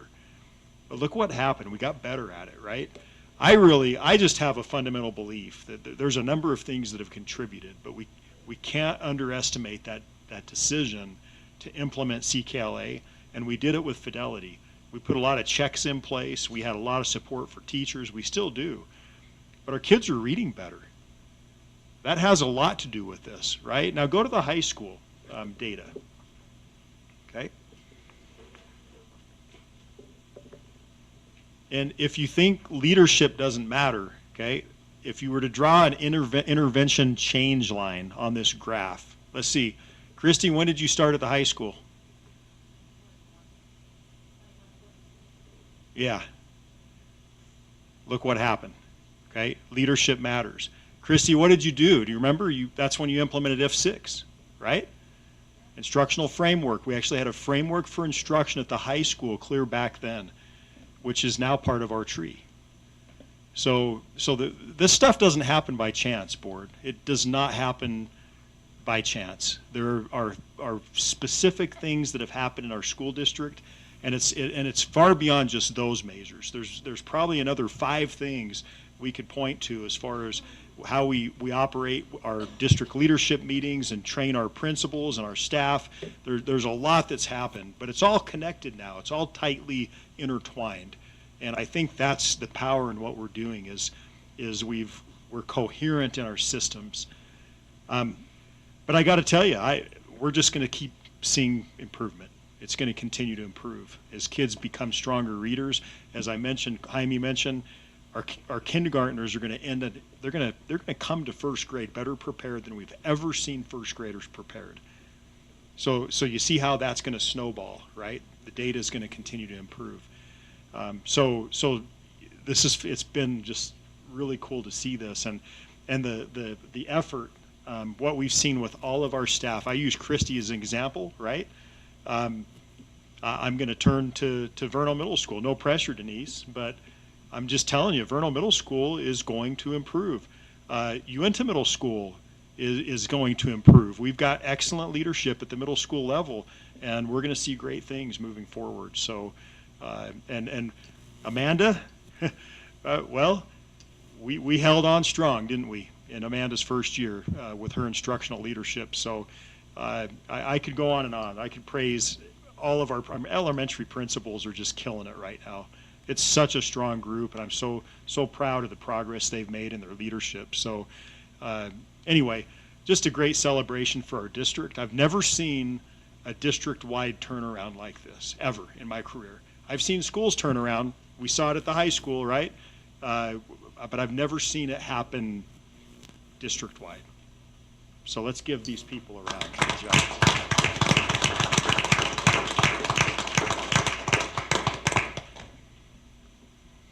That's all I got. Good? Yeah, that's great to get to see that. I assume you have individual schools as well somewhere in there?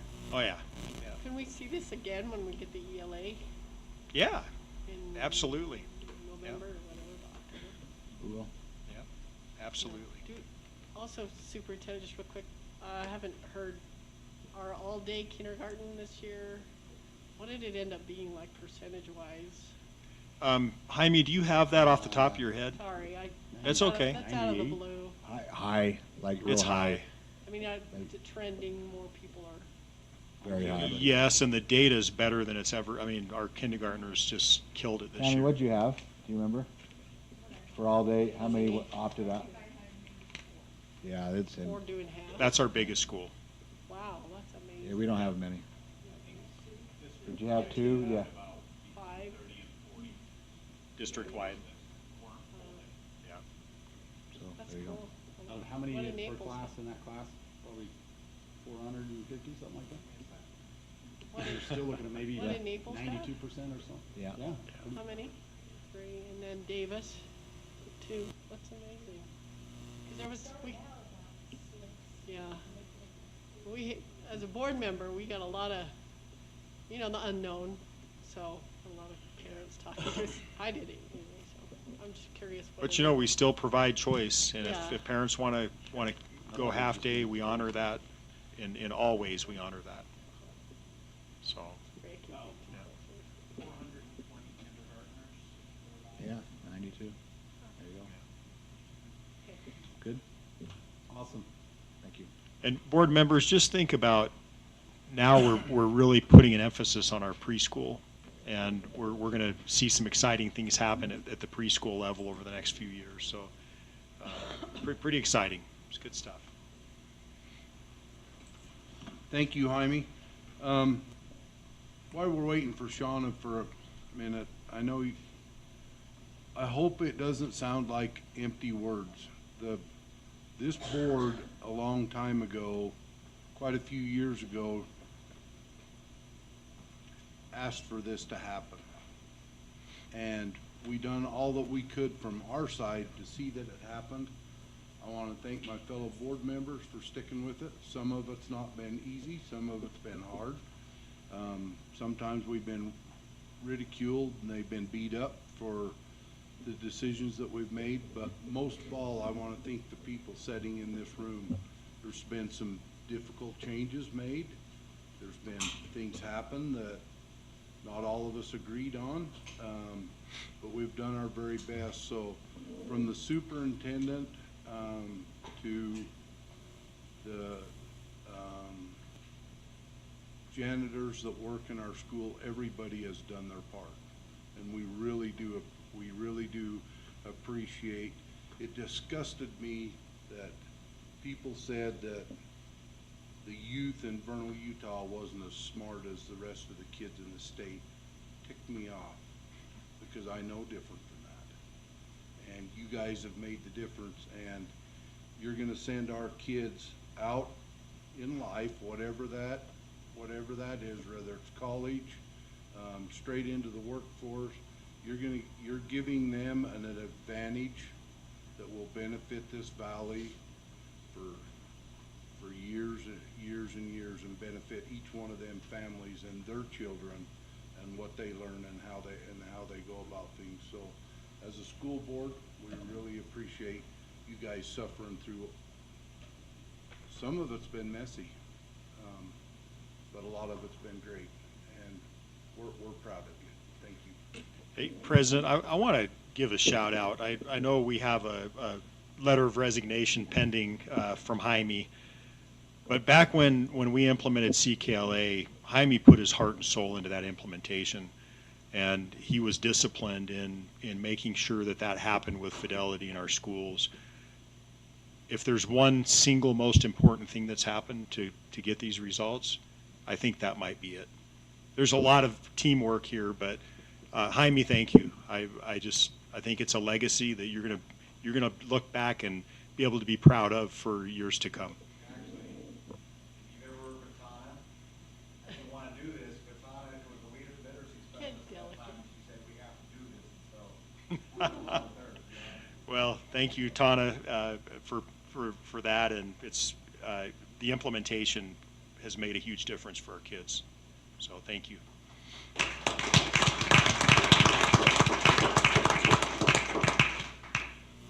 Patron input, has anybody signed up? Nope. Did anybody want to sign up for patron input that hasn't? Superintendent's checking online for us. Oh, I am. We could probably go to the next report. We moved those other, are we there yet? No, it's clear. Oh, yeah, we're not there yet. Okay, give me a second. If we have anything online, we'll come back to it so that everybody's aware of it. Business and action items. Board members, you know without me telling you, if anybody wants to pull anything out of the consent calendar, they have the right to do that, or you can approve it all as one. Either way, I'd entertain a motion.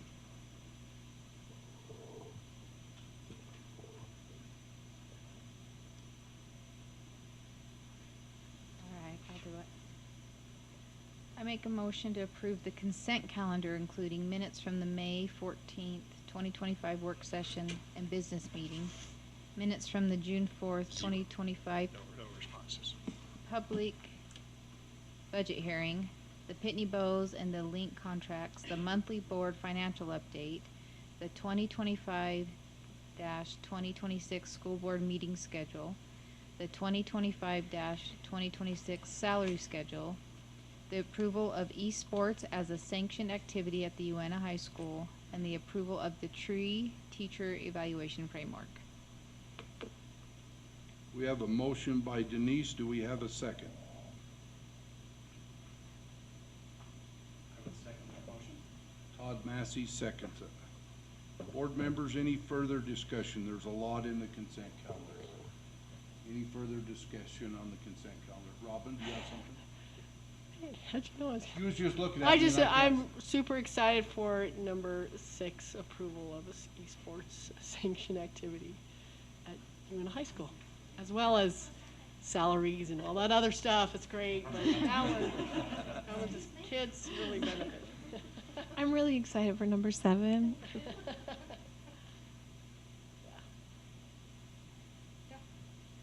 Okay. Unless, I don't know how everyone's gonna vote, but I'm just saying. Okay. All in favor, say aye. Aye. Is there any opposed? Passes unanimously. There was no policies for approval on first reading. Oh, I'm gonna back up. There was no online comments submitted, for public input. Policies for approval on second reading. I'd entertain a motion on number 1.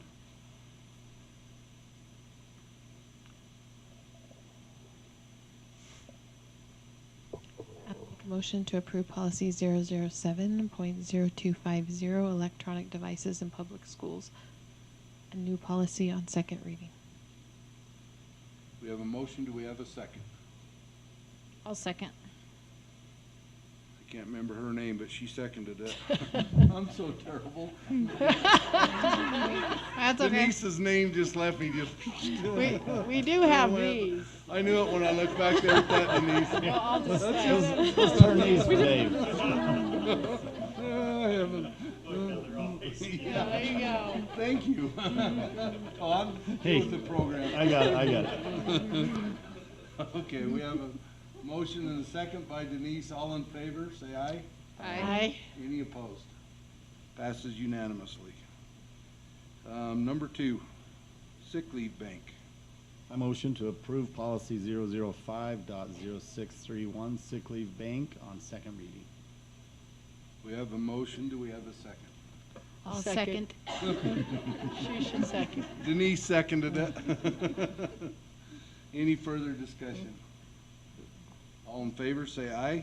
Aye. Passes unanimously. Number 3, postpartum. I move to approve policy 005.0632 postpartum and parental leave, a new policy on second reading. We have a motion. Do we have a second? Second. Tanya seconded it. Any further discussion? All in favor, say aye. Aye. Any opposed? Passes unanimously. Number 4, highly needed education salary supplement, educator salary supplement. I motion to approve policy 005.2350, highly needed educator salary supplement, a new policy on second reading. We have a motion. Do we have a second? I'll second. Robin seconds that one. Any further discussion? All in favor, say aye. Aye. Any opposed? Passes unanimously. Number 5, student enrollment options. I motion to approve policy 007.0115 student enrollment options on second reading. Denise made a motion. Do we have a second?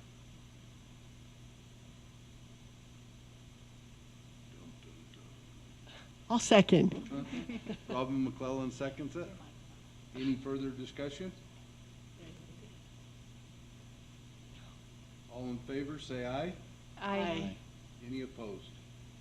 Passes unanimously. Review of the TSSA framework and approval of plans. Jaime, did you leave us? You had to go. We don't really, what? Oh. Yeah, Yeah, he's already reviewed them. I'll motion to. you can't embarrass him. Right? Do we Looking make for a motion? Yes. I'll motion to approve the school TSSA plan. We have a motion. Do we have a second? I'll second. Denise seconds. Any further discussion? Don't laugh at me, Robin. You did look at her. You looked at her I thing did. before. I looked at it. I just want to go back to where Tanya, turn your name back, where Tanya was on the question of, maybe it's where we're exactly at on how those are given out. The As far as stipends? The stipends, and how they're chosen. Maybe more information on that for us, just so that we know that it is Yeah. kind of see where you were going with that. Well, here's the thing is TSSA, just like Trustlands, right? It's those pots of money they're given to the schools, right? The schools can use those at their discretion, with that, we really expect our principals to monitor. If they're paying a stipend out, they're the ones that have to monitor how that's being used, whether or not those people are doing what's intended. So, I mean, we could come up with a system to monitor that. I hate to put added burden on our principals, but that's, yeah. So the amounts are consistent from school to school. There is a salary schedule.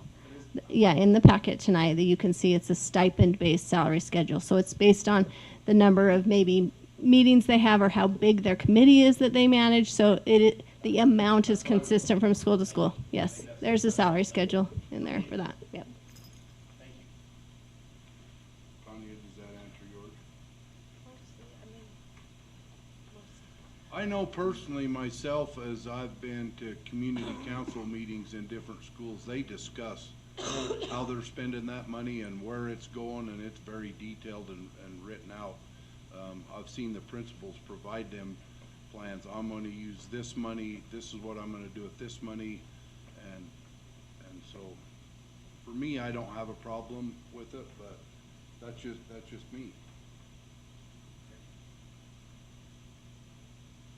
Okay, now I forgot where we was at. We had a motion. Did we have a second? Any Yes. further discussion? All in favor, say aye. Aye. Any opposed? Passes unanimously. Approval of contributory retirement contributions. I got through that twice tonight without getting messed up, kind of. Motion? I motion that the Uintah School District will pay 5/6 of the required employee contribution to the Utah Retirement System Tier 1 contributory retirement system for all eligible employees during fiscal year 2026. In addition, the district will continue to cover its full employer contribution as required by state law, Utah Code 49-14301. We have a motion. Do we have a second? I would second that. Todd seconds it. Any further discussion? All in favor, say aye. Aye. Any opposed? Passes unanimously. Approval of the 24-25 final amended budget. This is the long one, right? There's another one too. I move to adopt the following final amended budget for the fiscal year beginning July 1st, 2024 and ending July 30th, 2025.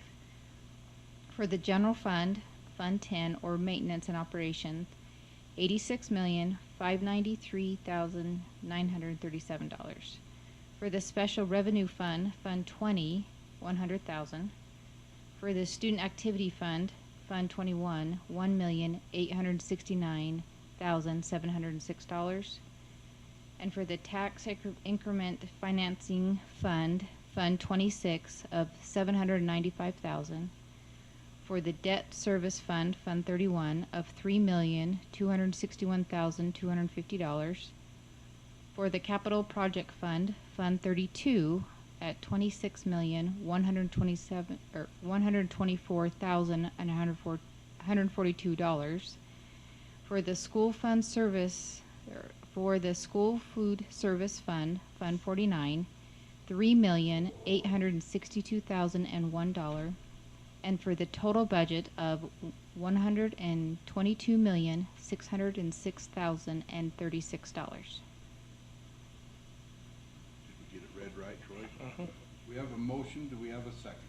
I would second that. Todd Massey seconds. Any further discussion? All in favor, say aye. Aye. Any opposed?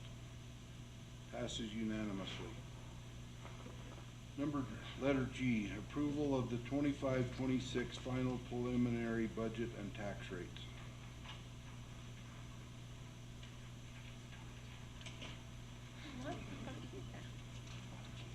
Your ticket. I move to adopt the following final amended budget for the fiscal year beginning July 1st, 2025 and ending June 30th, 2026. For the general fund, Fund 10, or maintenance and operations, $83,308,000. $1,792. For the Special Revenue Fund, Fund 20, $120,000. For the Student Activity Fund, Fund 21, $1,197,665. For the Tax Increment Financing Fund, Fund 26, $795,000. For the Debt Service Fund, Fund 31, $2,620,000. For the Capital Projects Fund, Fund 32, $8,312,747. For the School Service Fund, Fund 49, $3,940,028, and for a total budget of $100,294,232. Troy, you okay? We have a motion. Do we have a second? I'll second. Robin McClellan seconds. Any further discussion?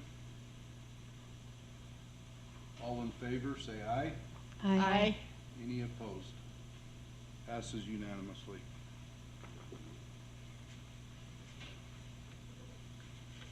Number H, personnel changes. I'd entertain a motion. A motion to approve the personnel changes. Denise made a motion. Do we have a second? I would second that. Todd seconds. Dr. Lees, will you help us, please? So before I read off the numbers, I just want to give a little bit of information because some of these numbers are big tonight.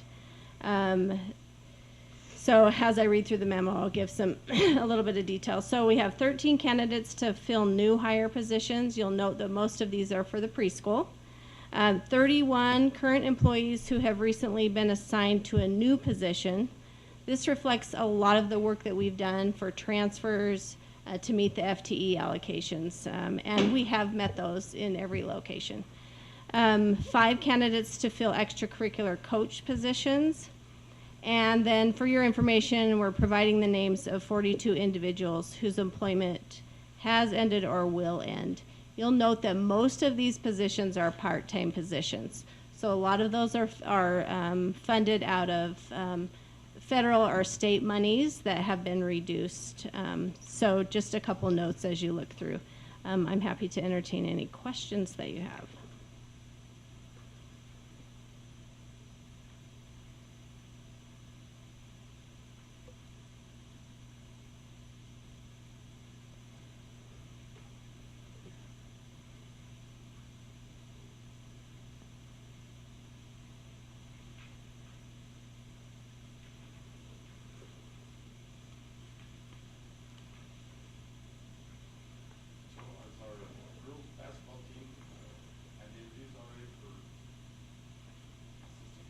No, not assistants yet.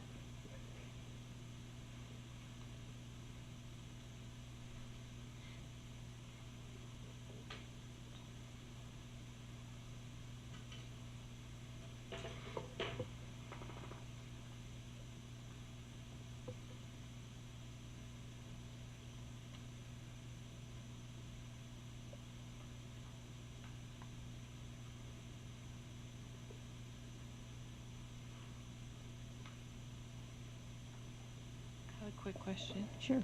In the notice of separation from 33 to 40, those are all same position. Is there a change in how we're doing that, or what is the So reason? if they don't work for us during the course of the calendar year, then we do let them go.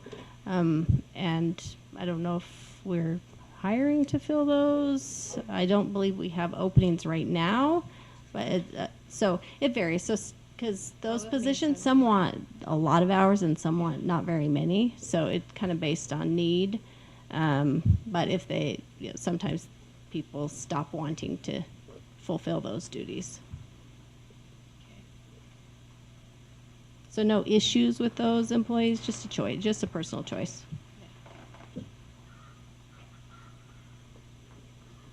So just how this works question. Okay.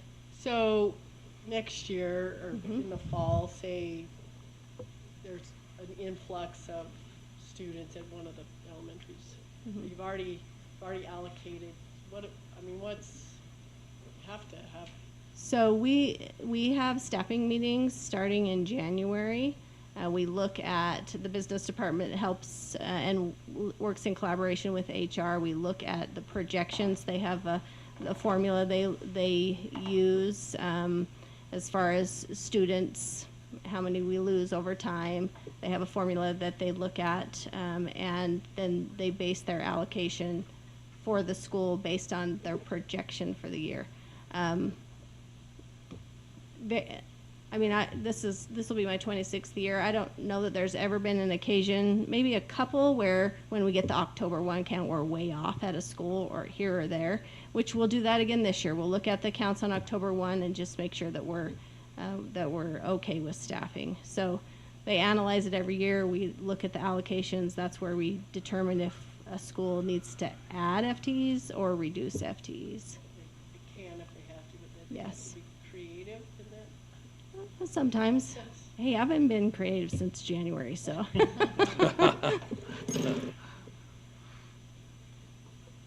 And there is an occasion. When we first got the allocations this year, we did discuss, what if we can't meet this? And so there is an occasion for us to float. That's why there's some discretionary money. So we don't want to lose good people, and sometimes it's hard to find people. So the board has some discretion, and we do the best we can to make sure that the needs of the school and the kids are met. So. Any other questions, board members? You okay, Robin? All in favor, say aye. Aye. Any opposed? Passes unanimously. Thank you. Purchases over 50,000. Troy, our business administrator, can we turn that over to you? Sure. So this month, we have 5 purchases over $50,000. These are all budgeted currently, and so no huge surprises there. We bought some view boards for Bloom USA. It was $52,963. CompuNet, this is a direct result of our data disruption. This is for our special software that we have that's like it's like antivirus on steroids. It's what's it? CrowdStrike. I drew a blank. CrowdStrike. This first year that we have CrowdStrike, we are paying for enhanced additional support so that we have people there managing this for us. We want to ensure that we have a successful year after what we just went through. They're working on our data security and things like that. After the first year, if everything goes well, we can probably cut that cost in half. Now, as I told the guys at Finance Committee meeting yesterday, we currently, in the past, have paid for a similar software platform that was costing us over $30,000 a year. So we're not incrementally adding a huge number. We're kind of going with the Ferrari of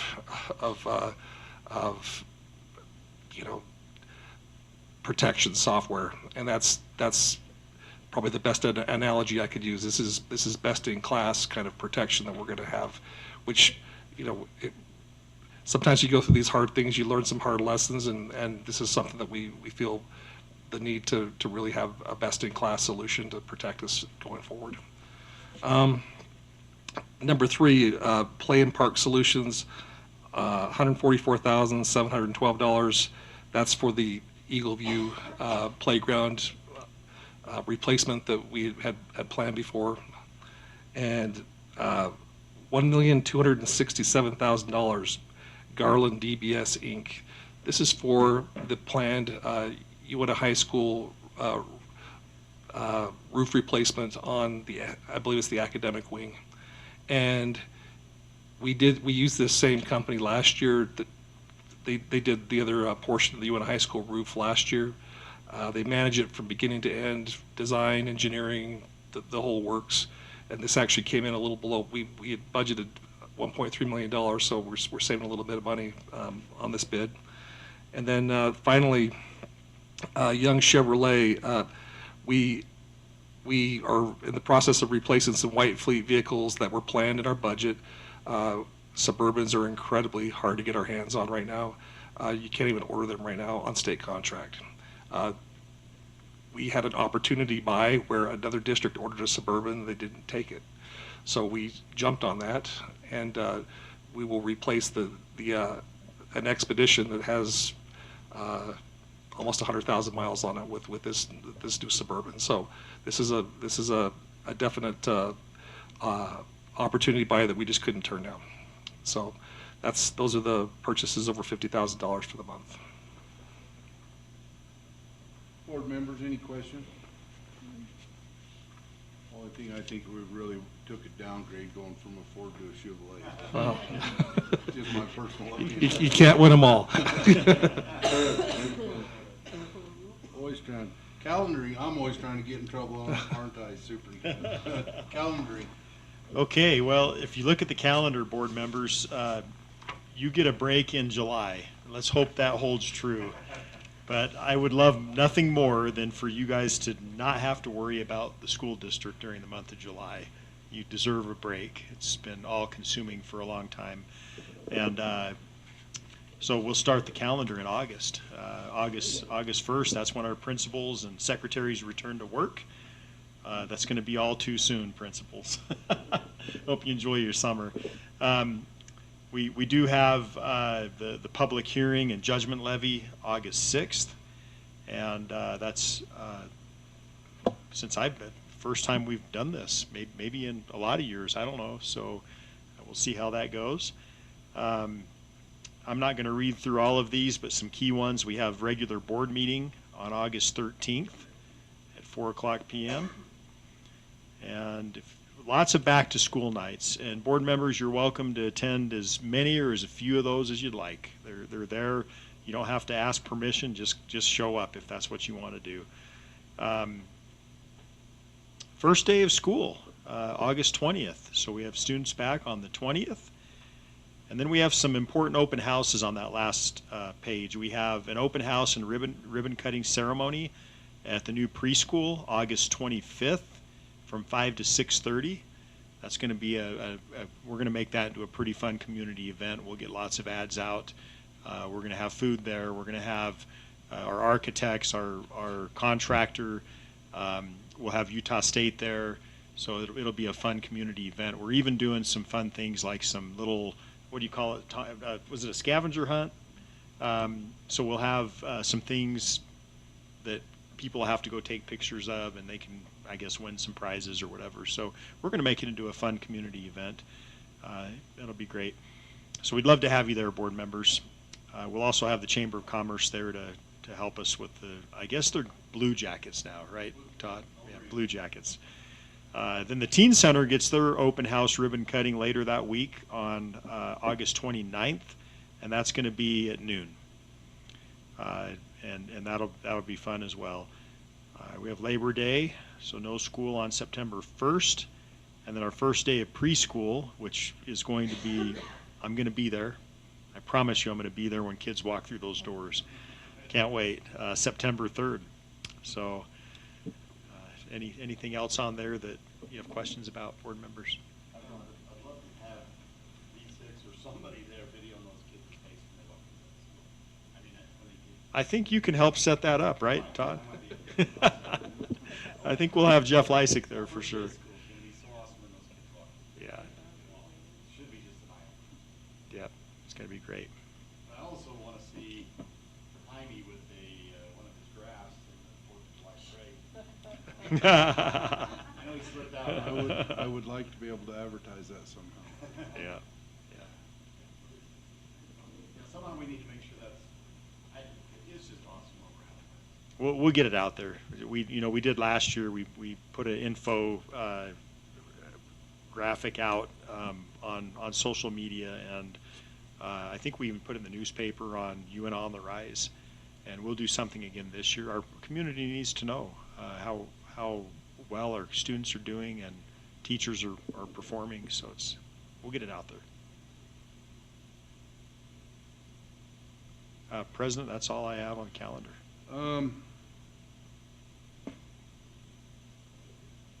I don't even want to, because I don't want Amanda to feel like, I'm unsure on the teen center open house.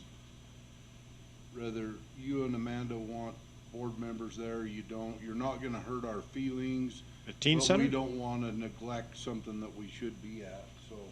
I think it's up to you guys. We'd love to have you there, but, you know, obviously if your schedules don't allow, that's understandable. It's right there at the noon hour, but we'd love to have board members there.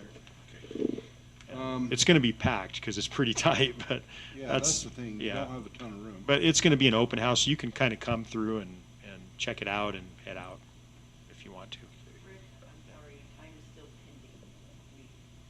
Oh, it's not noon. It's pending. Okay. Okay. Yep. Yep. And I think we have some other informational items now we have to bring in, right? Yeah. Okay, we moved some things from the work session, so we're going back on informational items. Number A was school counseling data projects and school social work data. Mindy, thanks for being congenial about that in the last meeting. Of course, my pleasure. Do we need a stretch break? I'm starting to think it's getting close to my bedtime, folks. I'm an early to bed, early to rise. Those farm habits just don't leave you. So if you need to stand and stretch, you're not going to offend me in any way, shape, or form. Thank you, Robin. She said, "Does your back hurt?" I said, "I just don't sit very well. I'm not used to that, so I kind of like to have to stand and move a little bit." Thank you for giving me some time to speak tonight. There are a few things that are required by the state, and one is every year to give you an update. This is where it's notated that we give a little update on where we are with school counseling, how we're following our policies, and our plan for the college career readiness program, and then data on its effectiveness. And while I'm at it, I'm going to share some social work data too. So if your head's like dated out, we're gonna bring just a little bit more. As a reminder, there are 4 components to school counseling. I'm going to start with school counseling first, and then we'll go into school social work. 4 main components to school counseling. Plan for college and career readiness. This is where counselors go in and teach group presentations. They have parents come in and meet one-on-one with them. It's really to help the students figure out what they want to be when they grow up and what classes they can take to help them get there. Collaborative classroom instruction is where counselors go into the classrooms and teach lessons, and this can be anything from how do you know what you want to be when you grow up to how do you write a resume or how do you interview for a job. The third one is the systemic approach to dropout prevention with social emotional supports. That is a mouthful and a half. This is really an elongated way to say when kids are struggling, when kids are having a rough time and just need a little extra TLC so they can go into the classroom and concentrate. They may need just a little extra help that day. And then the program management, this is just all of the extra stuff, the meetings, the trainings, that kind of thing. And so you'll notice 3 of the 4 are direct services to students. Counselors are supposed to take 85 to 90% of their time working with students. So their jobs are busy. They have on average, about 350 kids per one counselor. So if you can remember the name of 350 kids and their story and what they want to be when they grow up and what college they're going to, good luck. It's a challenge, and they do a great job with that. So that's just kind of what counselors do. This year we underwent a formal review process. This happens once every 6 years. So the Utah State Board of Education sends out representatives to come review our programs. They're not called findings, but I know that's the term we use here. Basically, they didn't find anything in our programs that needed to be solved right away. They did identify a bunch of strengths and some recommendations. And our strengths that I saw consistently through all of our schools, the use of data to drive programming. And we've seen a lot of data tonight, and that also transfers to counselors and social workers. We use a lot of data as we determine what classes to teach students, how to help them, and how to track what they want to do. Collaboration and team-based approach. As we go through this, when I go through the data of the school counselors, you'll see that their projects, they couldn't do these just all on their own. So they really have a team approach, working with teachers, aides, administrators, etc. And then the PCCR, this is the college and career readiness. So the PCCR process, meaning helping our students transition to their next step. And our parent involvement in that process is actually quite high in comparison to most of the state. So we have some really engaged parents, which is a celebration in and of itself. The thing that I felt so good about is on our recommendations, there were a few here, but so many of them were continue doing this, continue doing this, continue doing this, which tells me we're on the right track and we're doing really good things. And superintendent signed off on all of those and was able to read all those comments, and very, very favorable. I was very pleased with the work our counselors are doing.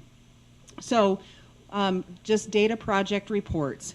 Every year our counselors have to do a data project, and that's really, they look for a gap in the data, whether it's through SOAR report, testing, attendance. They look for a gap, and then they try it out. They try an intervention to see if it works. And so you'll see we have some mixed results. We have some that are a baseline, but these are the projects that our schools chose this year. So Eagle View Elementary, they wanted to increase their math rise scores of 7th grade Native American students by 5%. The results aren't official yet when they submitted this form to me, so I don't know where they ended up on that. But I can tell you the intervention they employed was really trying to help the students be able to see how what they're doing now connects to where they want to be in the long run, and understand why school is important and why having a good base in math. And the reason they determined that is because their math scores were a little low, and that's why they wanted to focus on that particularly. When I find out what it is, I'll get back with you. I'll let you know where they end up. Uintah Middle School, they wanted to increase their attendance rates of Native American students. Now, this is a multi-year project, which is allowed by the state. And so they allow us to do a baseline study to see where we're at. And so that's what they wanted. They gathered their baseline data. They will continue this project next year, and then I'll return and tell you how that goes. And that's establishing relationships with UTTM, with parents, and working with students individually to help them understand the importance of coming to school. Vernal Middle School, this is a super fun one. They wanted to decrease the number of failing students that were failing one or more core classes, so English, math, science, by 25%. And they added a targeted intervention class and then met with students individually. They decreased the number of students failing by 70%. Now, I don't know if that's a celebration, I don't know what is, because that was really, really exciting.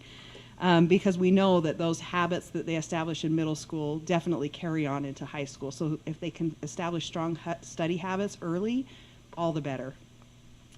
Uintah High School, this is where I said you'll see some mixed results. They wanted to increase, so they have a number of students that take the STAMP bilingual test that pass, and they wanted to get those students to take the AP Spanish test to gain college credit and kind of remove some barriers to entry.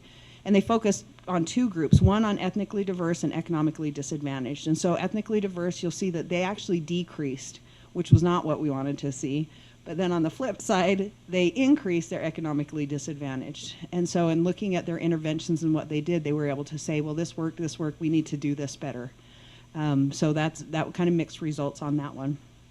And then Ashley, I wish Andy was still in here, because you heard some great things about Ashley. This is another really exciting one. Special education is a relatively new program to Ashley Valley High School. And so they noticed that they had a lot of their students who were on IEPs that weren't passing their classes. They weren't getting the credits that they needed to graduate. So they just wanted to increase by 10% the number of credit completion, so the number of classes that kids were taking and passing. And again, when I said this is a team approach, this was counselor, aide, administrator, teachers, all of them came together, and through their interventions were able to increase by 68% instead of just the 10. So another great celebration there at Ashley Valley. So those are the data projects for school counselors. And I want to pause and see if you have any questions about school counselors or school counseling programs before I move on to the social work piece.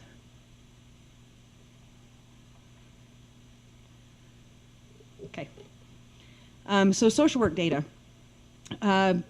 We've been tracking our data, and we have 11 school counselors and 10 social workers to work with 7,000 students, 6,500 to 7,000 depending on the time of year. And so they have a big job. And so we track a lot of data to make sure what we're doing. This board was very, very generous and allowed us to add to our social work program, and so we want to make sure what we're doing is making good use of those funds. So here's some kind of an overview of some key statistics. We had 1,347 students who received individual support. These aren't the kids who are receiving group interventions or classroom lessons. These are just receiving individual support. 5,382 total service instances, and I'll explain those in a minute what those services are. Over 1,800 referrals. They taught over 935 lessons in the classroom, among 10 of them. So that's really pretty impressive. And then we had 262 students that participated in 48 different group sessions. And a lot of these group sessions are how to make friends, or how to talk to strangers, or how to be organized, just kind of depending on the needs of the students in the schools. So when I said I'd talk about the services, these are the services that are provided by social workers. Tier 3, the yellow, these are really the intensive students. These are the students who maybe need some therapy, they need some one-on-one time, they need to learn how to regulate their emotions so they can be in the classroom. Our next largest at 21% is crisis management. Kids who maybe are having a rough day and can't be in the classroom and really struggling, our social workers will help intervene with those students. Then 18% are child check-ins. So this can be if they're on like a tracker, and if they do this, if they do really well for so many days in a row, they can pick a little surprise out of the toy box or whatever. And then tier 2 interventions, that 13%, that's typically our group experiences. And then 8% behavior and 3% other. So those are the types of services that our social workers are providing. Referral sources, we check that to see how many, just under 60% are staff members, and 34% are coming from students themselves and or parents. And then our monitoring tools. We have what we call Securely, and I've talked about this before, and I'll talk about it again because I love this product. This is where we have filters on all of our student Chromebooks. And so when they search, or they type in a Google Doc, or they type an email to a friend, it goes through AI. And if AI notices anything concerning, anything self-harm, suicidal, bullying, anything like that, it triggers an alert to a human team of social workers that then review that alert to determine if it's credible. And if it is, then they call, email, text, phone, like they get a hold of us depending on the severity of this. And then we're able to intervene. And I have some really sobering experiences where because of these tools and us knowing that students are struggling, we've been able to intervene and really get the students the help they need in the moment they need that. Without giving away too much, we've had some students in some really scary situations where I can promise you that we saved the lives of, I get really teary because I get really passionate about this, that we've been able to save lives because of this. And so I'm really proud of the work that our team does. And then 38 is others on our referral sources. So reasons for support, we had over 8,000 individual interventions over the year. The majority of those are mental health, but we also deal with behavioral issues, suicide ideation, self-harm, interpersonal conflict, like getting along with others, and then 504 plan supports. Those are the major reasons that we are working with students. Like I mentioned, we teach in the classrooms, 935 sessions in the classrooms and 48 groups. So our average group size is about 5.5, so 4 to 6 students at an elementary is probably a pretty good number. And we get a big bang for our buck doing these groups because we're able to work with 5 or 6 students at a time instead of 1. So we really like groups. So in summary, what have we learned? That our services are meeting critical student needs. Mental health continues to remain a top priority. Our tiered interventions can be a little better balanced. We do have a lot of tier 3 interventions, and we want to work more towards those tier 1 in the hopes that it'll diminish some of the tier 2 and tier 3 services that our students are receiving. And so we already have a plan this upcoming year to work on that. And that group and preventative work, we can increase our reach and sustainability. Again, we're going to expand and have even more groups next year. And then to continue to leverage our technology tools for our early warning and intervention. So our focus really this upcoming year for 25-26 is on capacity prevention and efficiency. So that's all I've got for you. Do you have any questions I can answer? So their caseload, or their loads are heavy lifts, Mm-hmm. counselors and Social workers. Social workers. So how are we retaining and taking care of those people? That is a great question. So we've been really fortunate where we haven't had to put any students on waiting lists to receive services, which is really remarkable, honestly. When a student comes in and we work with them, kind of look at what services they need. Can we handle it through a group where we can service more students at one time, or does it need to be individual? But the expectation is to work with all students. So it is a heavy lift, and they're pulling it off. They're working beautifully. Just one other observation. We've been really data heavy on student outcomes, student success, but I just can't say enough how important these relationships, and I'm just from an outsider's view in, I think it's such a, cannot not support this. There are numerous studies that show the importance of one caring adult in the building, in the school building, and so I know their teacher, and the more the better off, right? So we have teachers, we have counselors, we have social workers, administrators. Like, our students really have a lot of supports and help.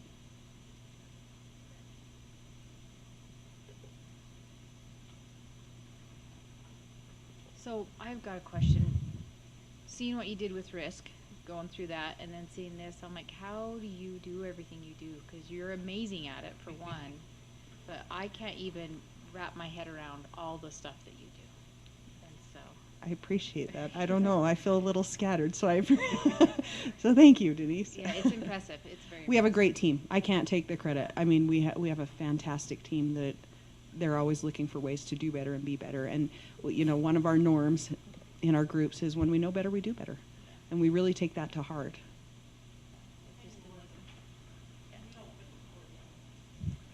Maybe not. That's beside the way. It's okay. It's all good. I'm happy. I love my job. Happy to do it. Mindy, I want to say a few years ago, now I lose track of time, but you came and asked for more money from the board to hire counselors and stuff. I wasn't sure at that time that you was on the right track, and I beat you up over that a little bit. And I was wrong, and I appreciate what you and your department have done. Thank you, Dave. It's worked well. I thought maybe that was one area that we was maybe going to waste some money that we didn't need to, and I was wrong about that. And the way that you have put it together has made you in a school district this total package that we've been moving towards, and so I appreciate that. Thank you. Anything else for Mindy? Thank you, Mindy. Thank you.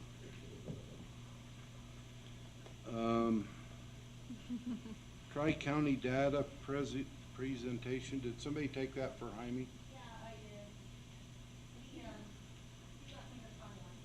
I did. This is a sex education. He said he had to leave early. Well, now we know why. Really, so in Utah code, it requires the LEA to, we need to share this information with you. Teen pregnancy, child sex abuse, sexually transmitted diseases, and the number of pornography complaints. You have the data there. There is one set of data you don't have that I have, and this one is the reported child sex abuse. It comes from the Behavioral Risk Factor Surveillance System survey that's state-based but conducted by the CDC. It was a little interesting, so I just wanted to share it with you. Of the respondents to that survey, 14.5% in Utah responded that they had experienced child sex abuse. But Tri-County is lower than the state. And there's actually a little blurb that says our prevalence, both Summit County and Tri-County have a low prevalence at 13.6. So you don't have that in your data, but I just thought I would share that. Do you have any questions? I agree. It's really weird. If you look at our teen birth rate, and it trends as the state and the nation, the birth rates are trending down. But we're the highest in Utah, actually. It doesn't show that there, but we're really high. But if you look at our sexually transmitted disease rates, we are lower. So that's weird. I'm sorry, I don't even know what to, yeah, like, draw your own conclusions. Okay, I have no answers, so, I hate to say it, you made that fun. okay, all right. Thank you, we needed a laugh. Okay, can I sit down now? Yeah. Okay, I'm just kidding. Tell Jaime I killed it, okay? Hey, but one bright spot, I mean, the teen pregnancy is going down. It is going down. I mean, but why, I'd like to know Duchesne's and Daggett and other people. I'll just look it up. We're like significantly higher than the rest of the state. Like our little bar goes bloop. Yeah. We want to win. Okay. All right. Hopefully the esports helps.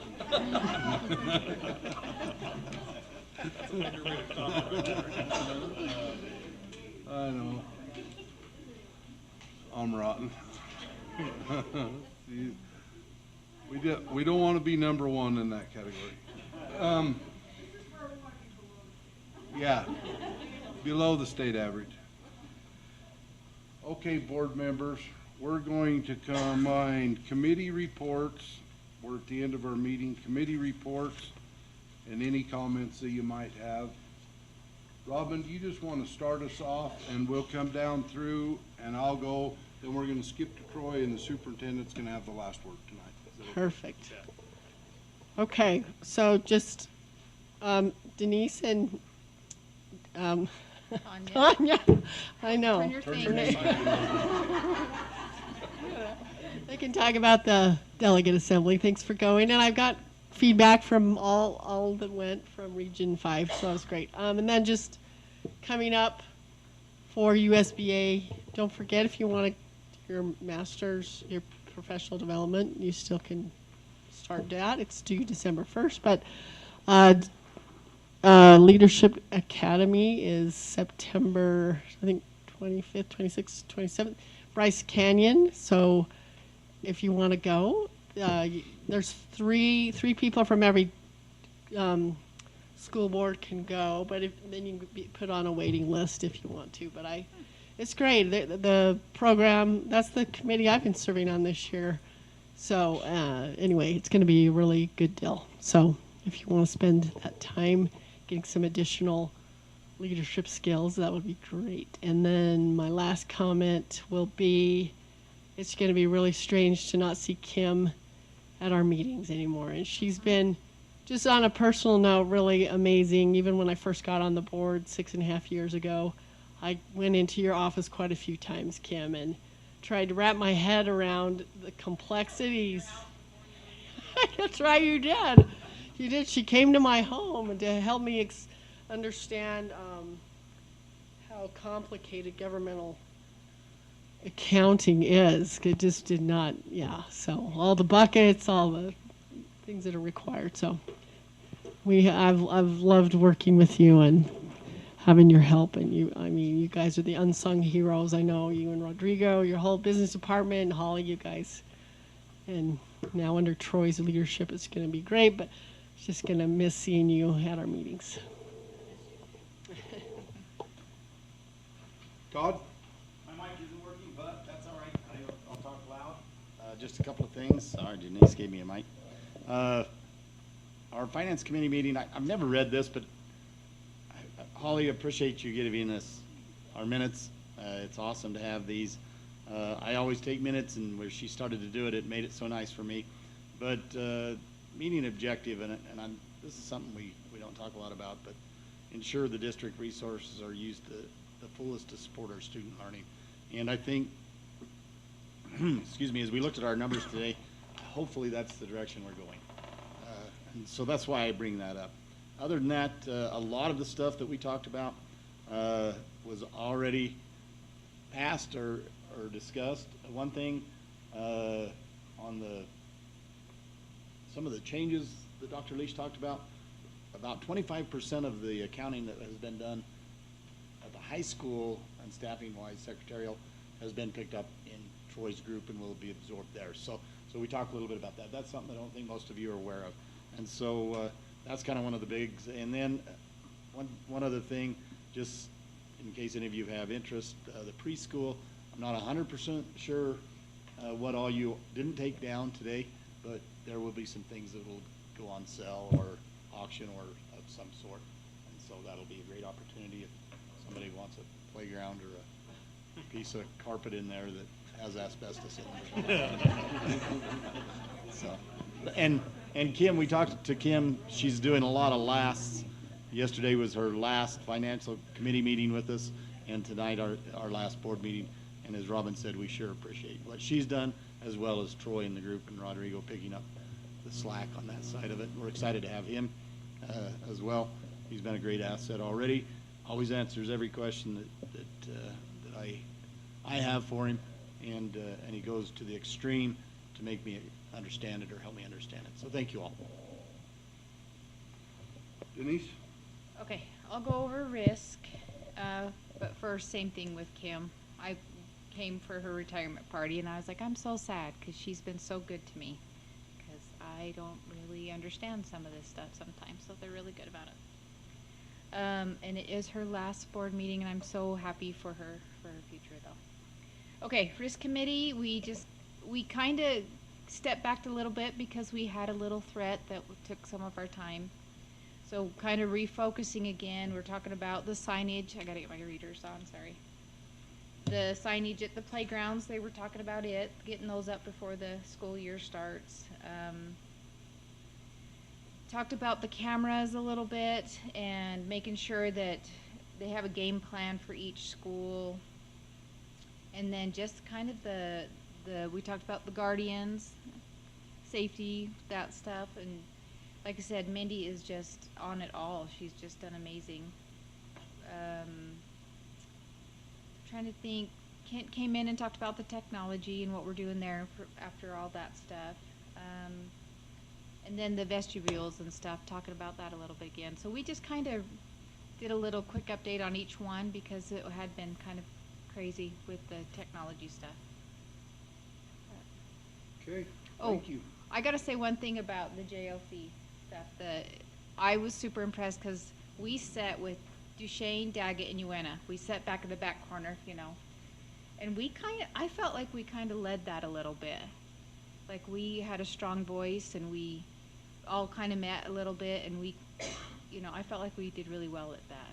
It was really good to get those smaller boards together and all on the same page, and so I was really impressed with that. I think we represented our little basin really well. Good. Thank you guys for doing that. Tanya? So we already went over all of the policy committee things, so I'm not going to go over that again. I just thought I would share really quick if I can.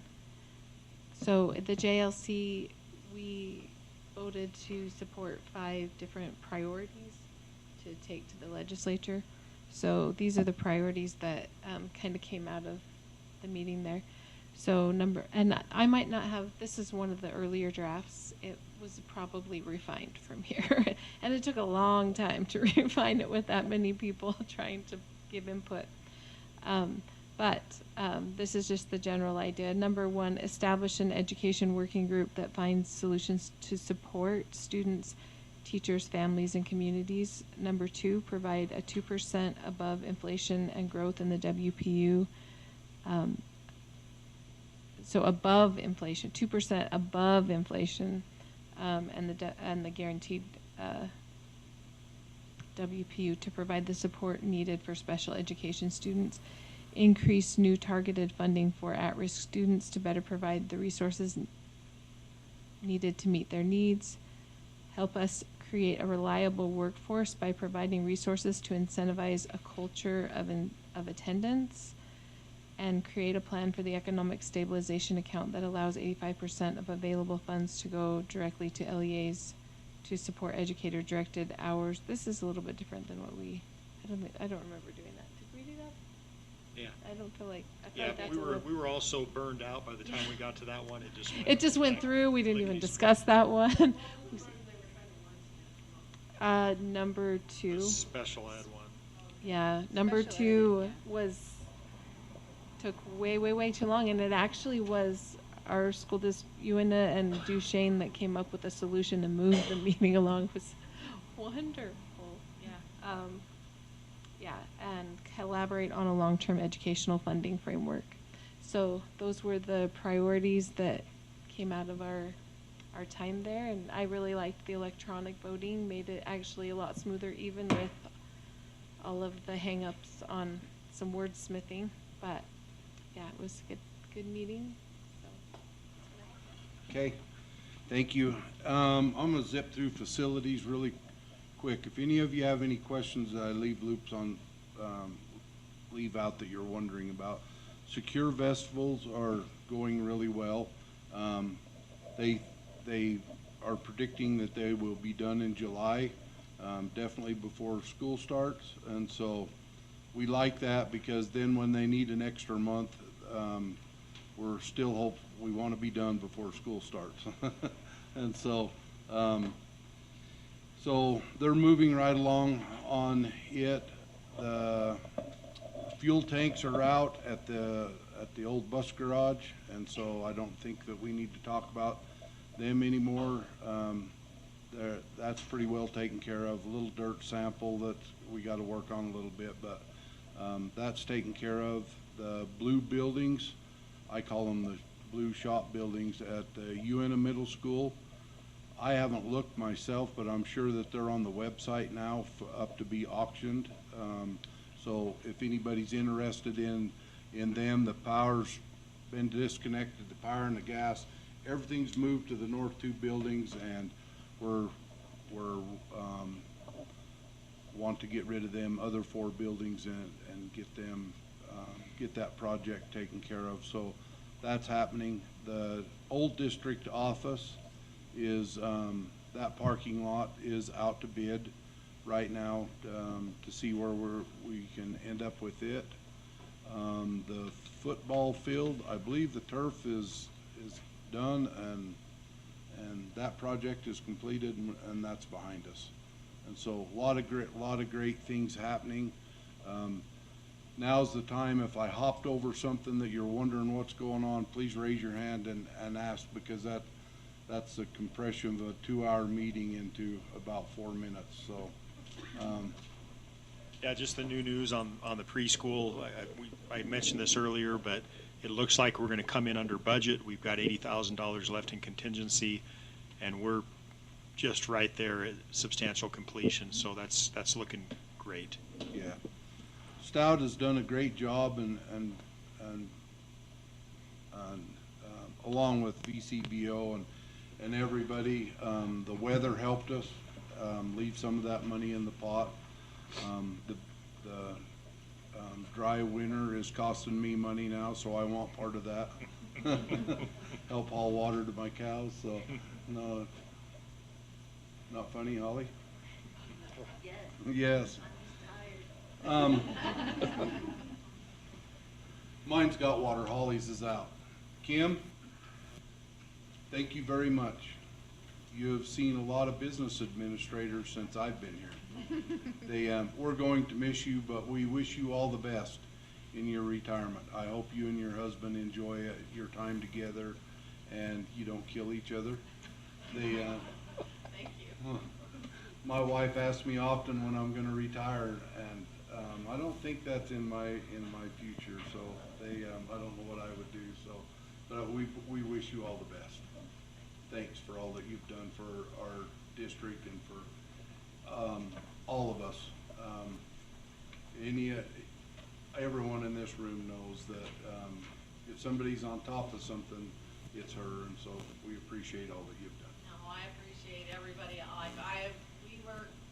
Everybody here at the district office and out in the schools that I work with. I mean, just everybody's professional, and it's been a great ride for me. Great ride. Can we give her It's a over, round? but live. It's been a great ride.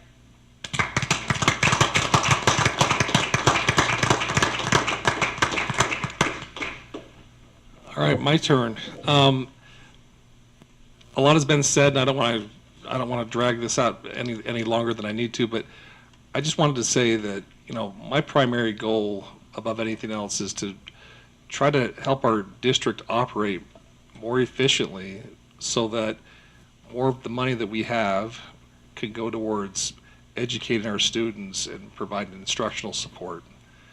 And so we're doing a lot of things right now, and it's not always easy. We've gone through a lot of pain and road bumps already in my 6 months here. We've had a lot of challenges pop up, and I really want to say how much I appreciate the people here who have stepped in and helped out in so many ways. My staff, I cannot say enough about them. My secretary is awesome. My controller's awesome. My mentor Kim is awesome, and all of our people who do the work. Just watching Rigo and his team step in with what's going on at the high school, and try to help support that transition and just some things that they've really stepped up to do. I also want to call out the great work I'm seeing done by some of my peers. The reason Mindy Merrill wears so many hats is because she works like a dog. On Monday, I had to come in to do a OAC call and a few things. She was here like all day, and that's the day we're supposed to be off. There's a reason why things get done. It's because people here work hard to get things done, and I see a lot of ownership here from our secretaries going above and beyond every single day, for our staff members. Everybody is really pitching in, and we're getting things done here, and it's amazing what happens with good teamwork and good spirit. And I also want to call out how incredibly supportive and collaborative our district is. I came in with lower expectations as far as thinking, I'm gonna have to deal with angry people and the public and all these things. My experience has been 100% the opposite. From our board down, everybody has been nothing but supportive of trying to further our mission here of helping the kids and doing great things with our taxpayer money and supporting the community and all these things. So thank you all, because this has been an incredible ride so far. I look forward to many, many more years so that we don't have to have a gazillion business administrators and put more people through what Kim's gone through. So, and I also want to say thank you, Kim. We've only been together 6 months, but guess what? I'm going to live just down the road from her. So she drew a bighorn sheep tag, and I'm going to be over to see your bounty, hopefully here this fall, and a few things. So, yeah, thank you, Kim. Well, Troy, you stole a lot of what I wanted to say just about teamwork and what's happening in our district, but thank you for acknowledging that. Now we're going to see sink or swim. Now Kim's not going to be there, so you're on your own, yeah. Troy. We'll see. Yeah. and we'll see what happens when we get that judgment levy coming. So there you go. Anyway, no, I just want to thank everybody. We do have a cohesive team, and I wouldn't trade any of you for people I've worked with in the past. This is an amazing team. You're all carrying your weight plus. And just working really well together. And I think that's what makes us great, is the ability to just work together well and share that that vision that we have, right, for student learning, and sure appreciate that. President, I think they've all heard enough tonight, so I'm going to turn it back over to you. I'd entertain a motion to close. I'd make a motion to close our business. I'll second. Denise seconds. All in favor? Aye. Aye. Any opposed? Passes unanimously. The time is 8:24 p.m. Hopefully, board members, it's August, right? See you in August.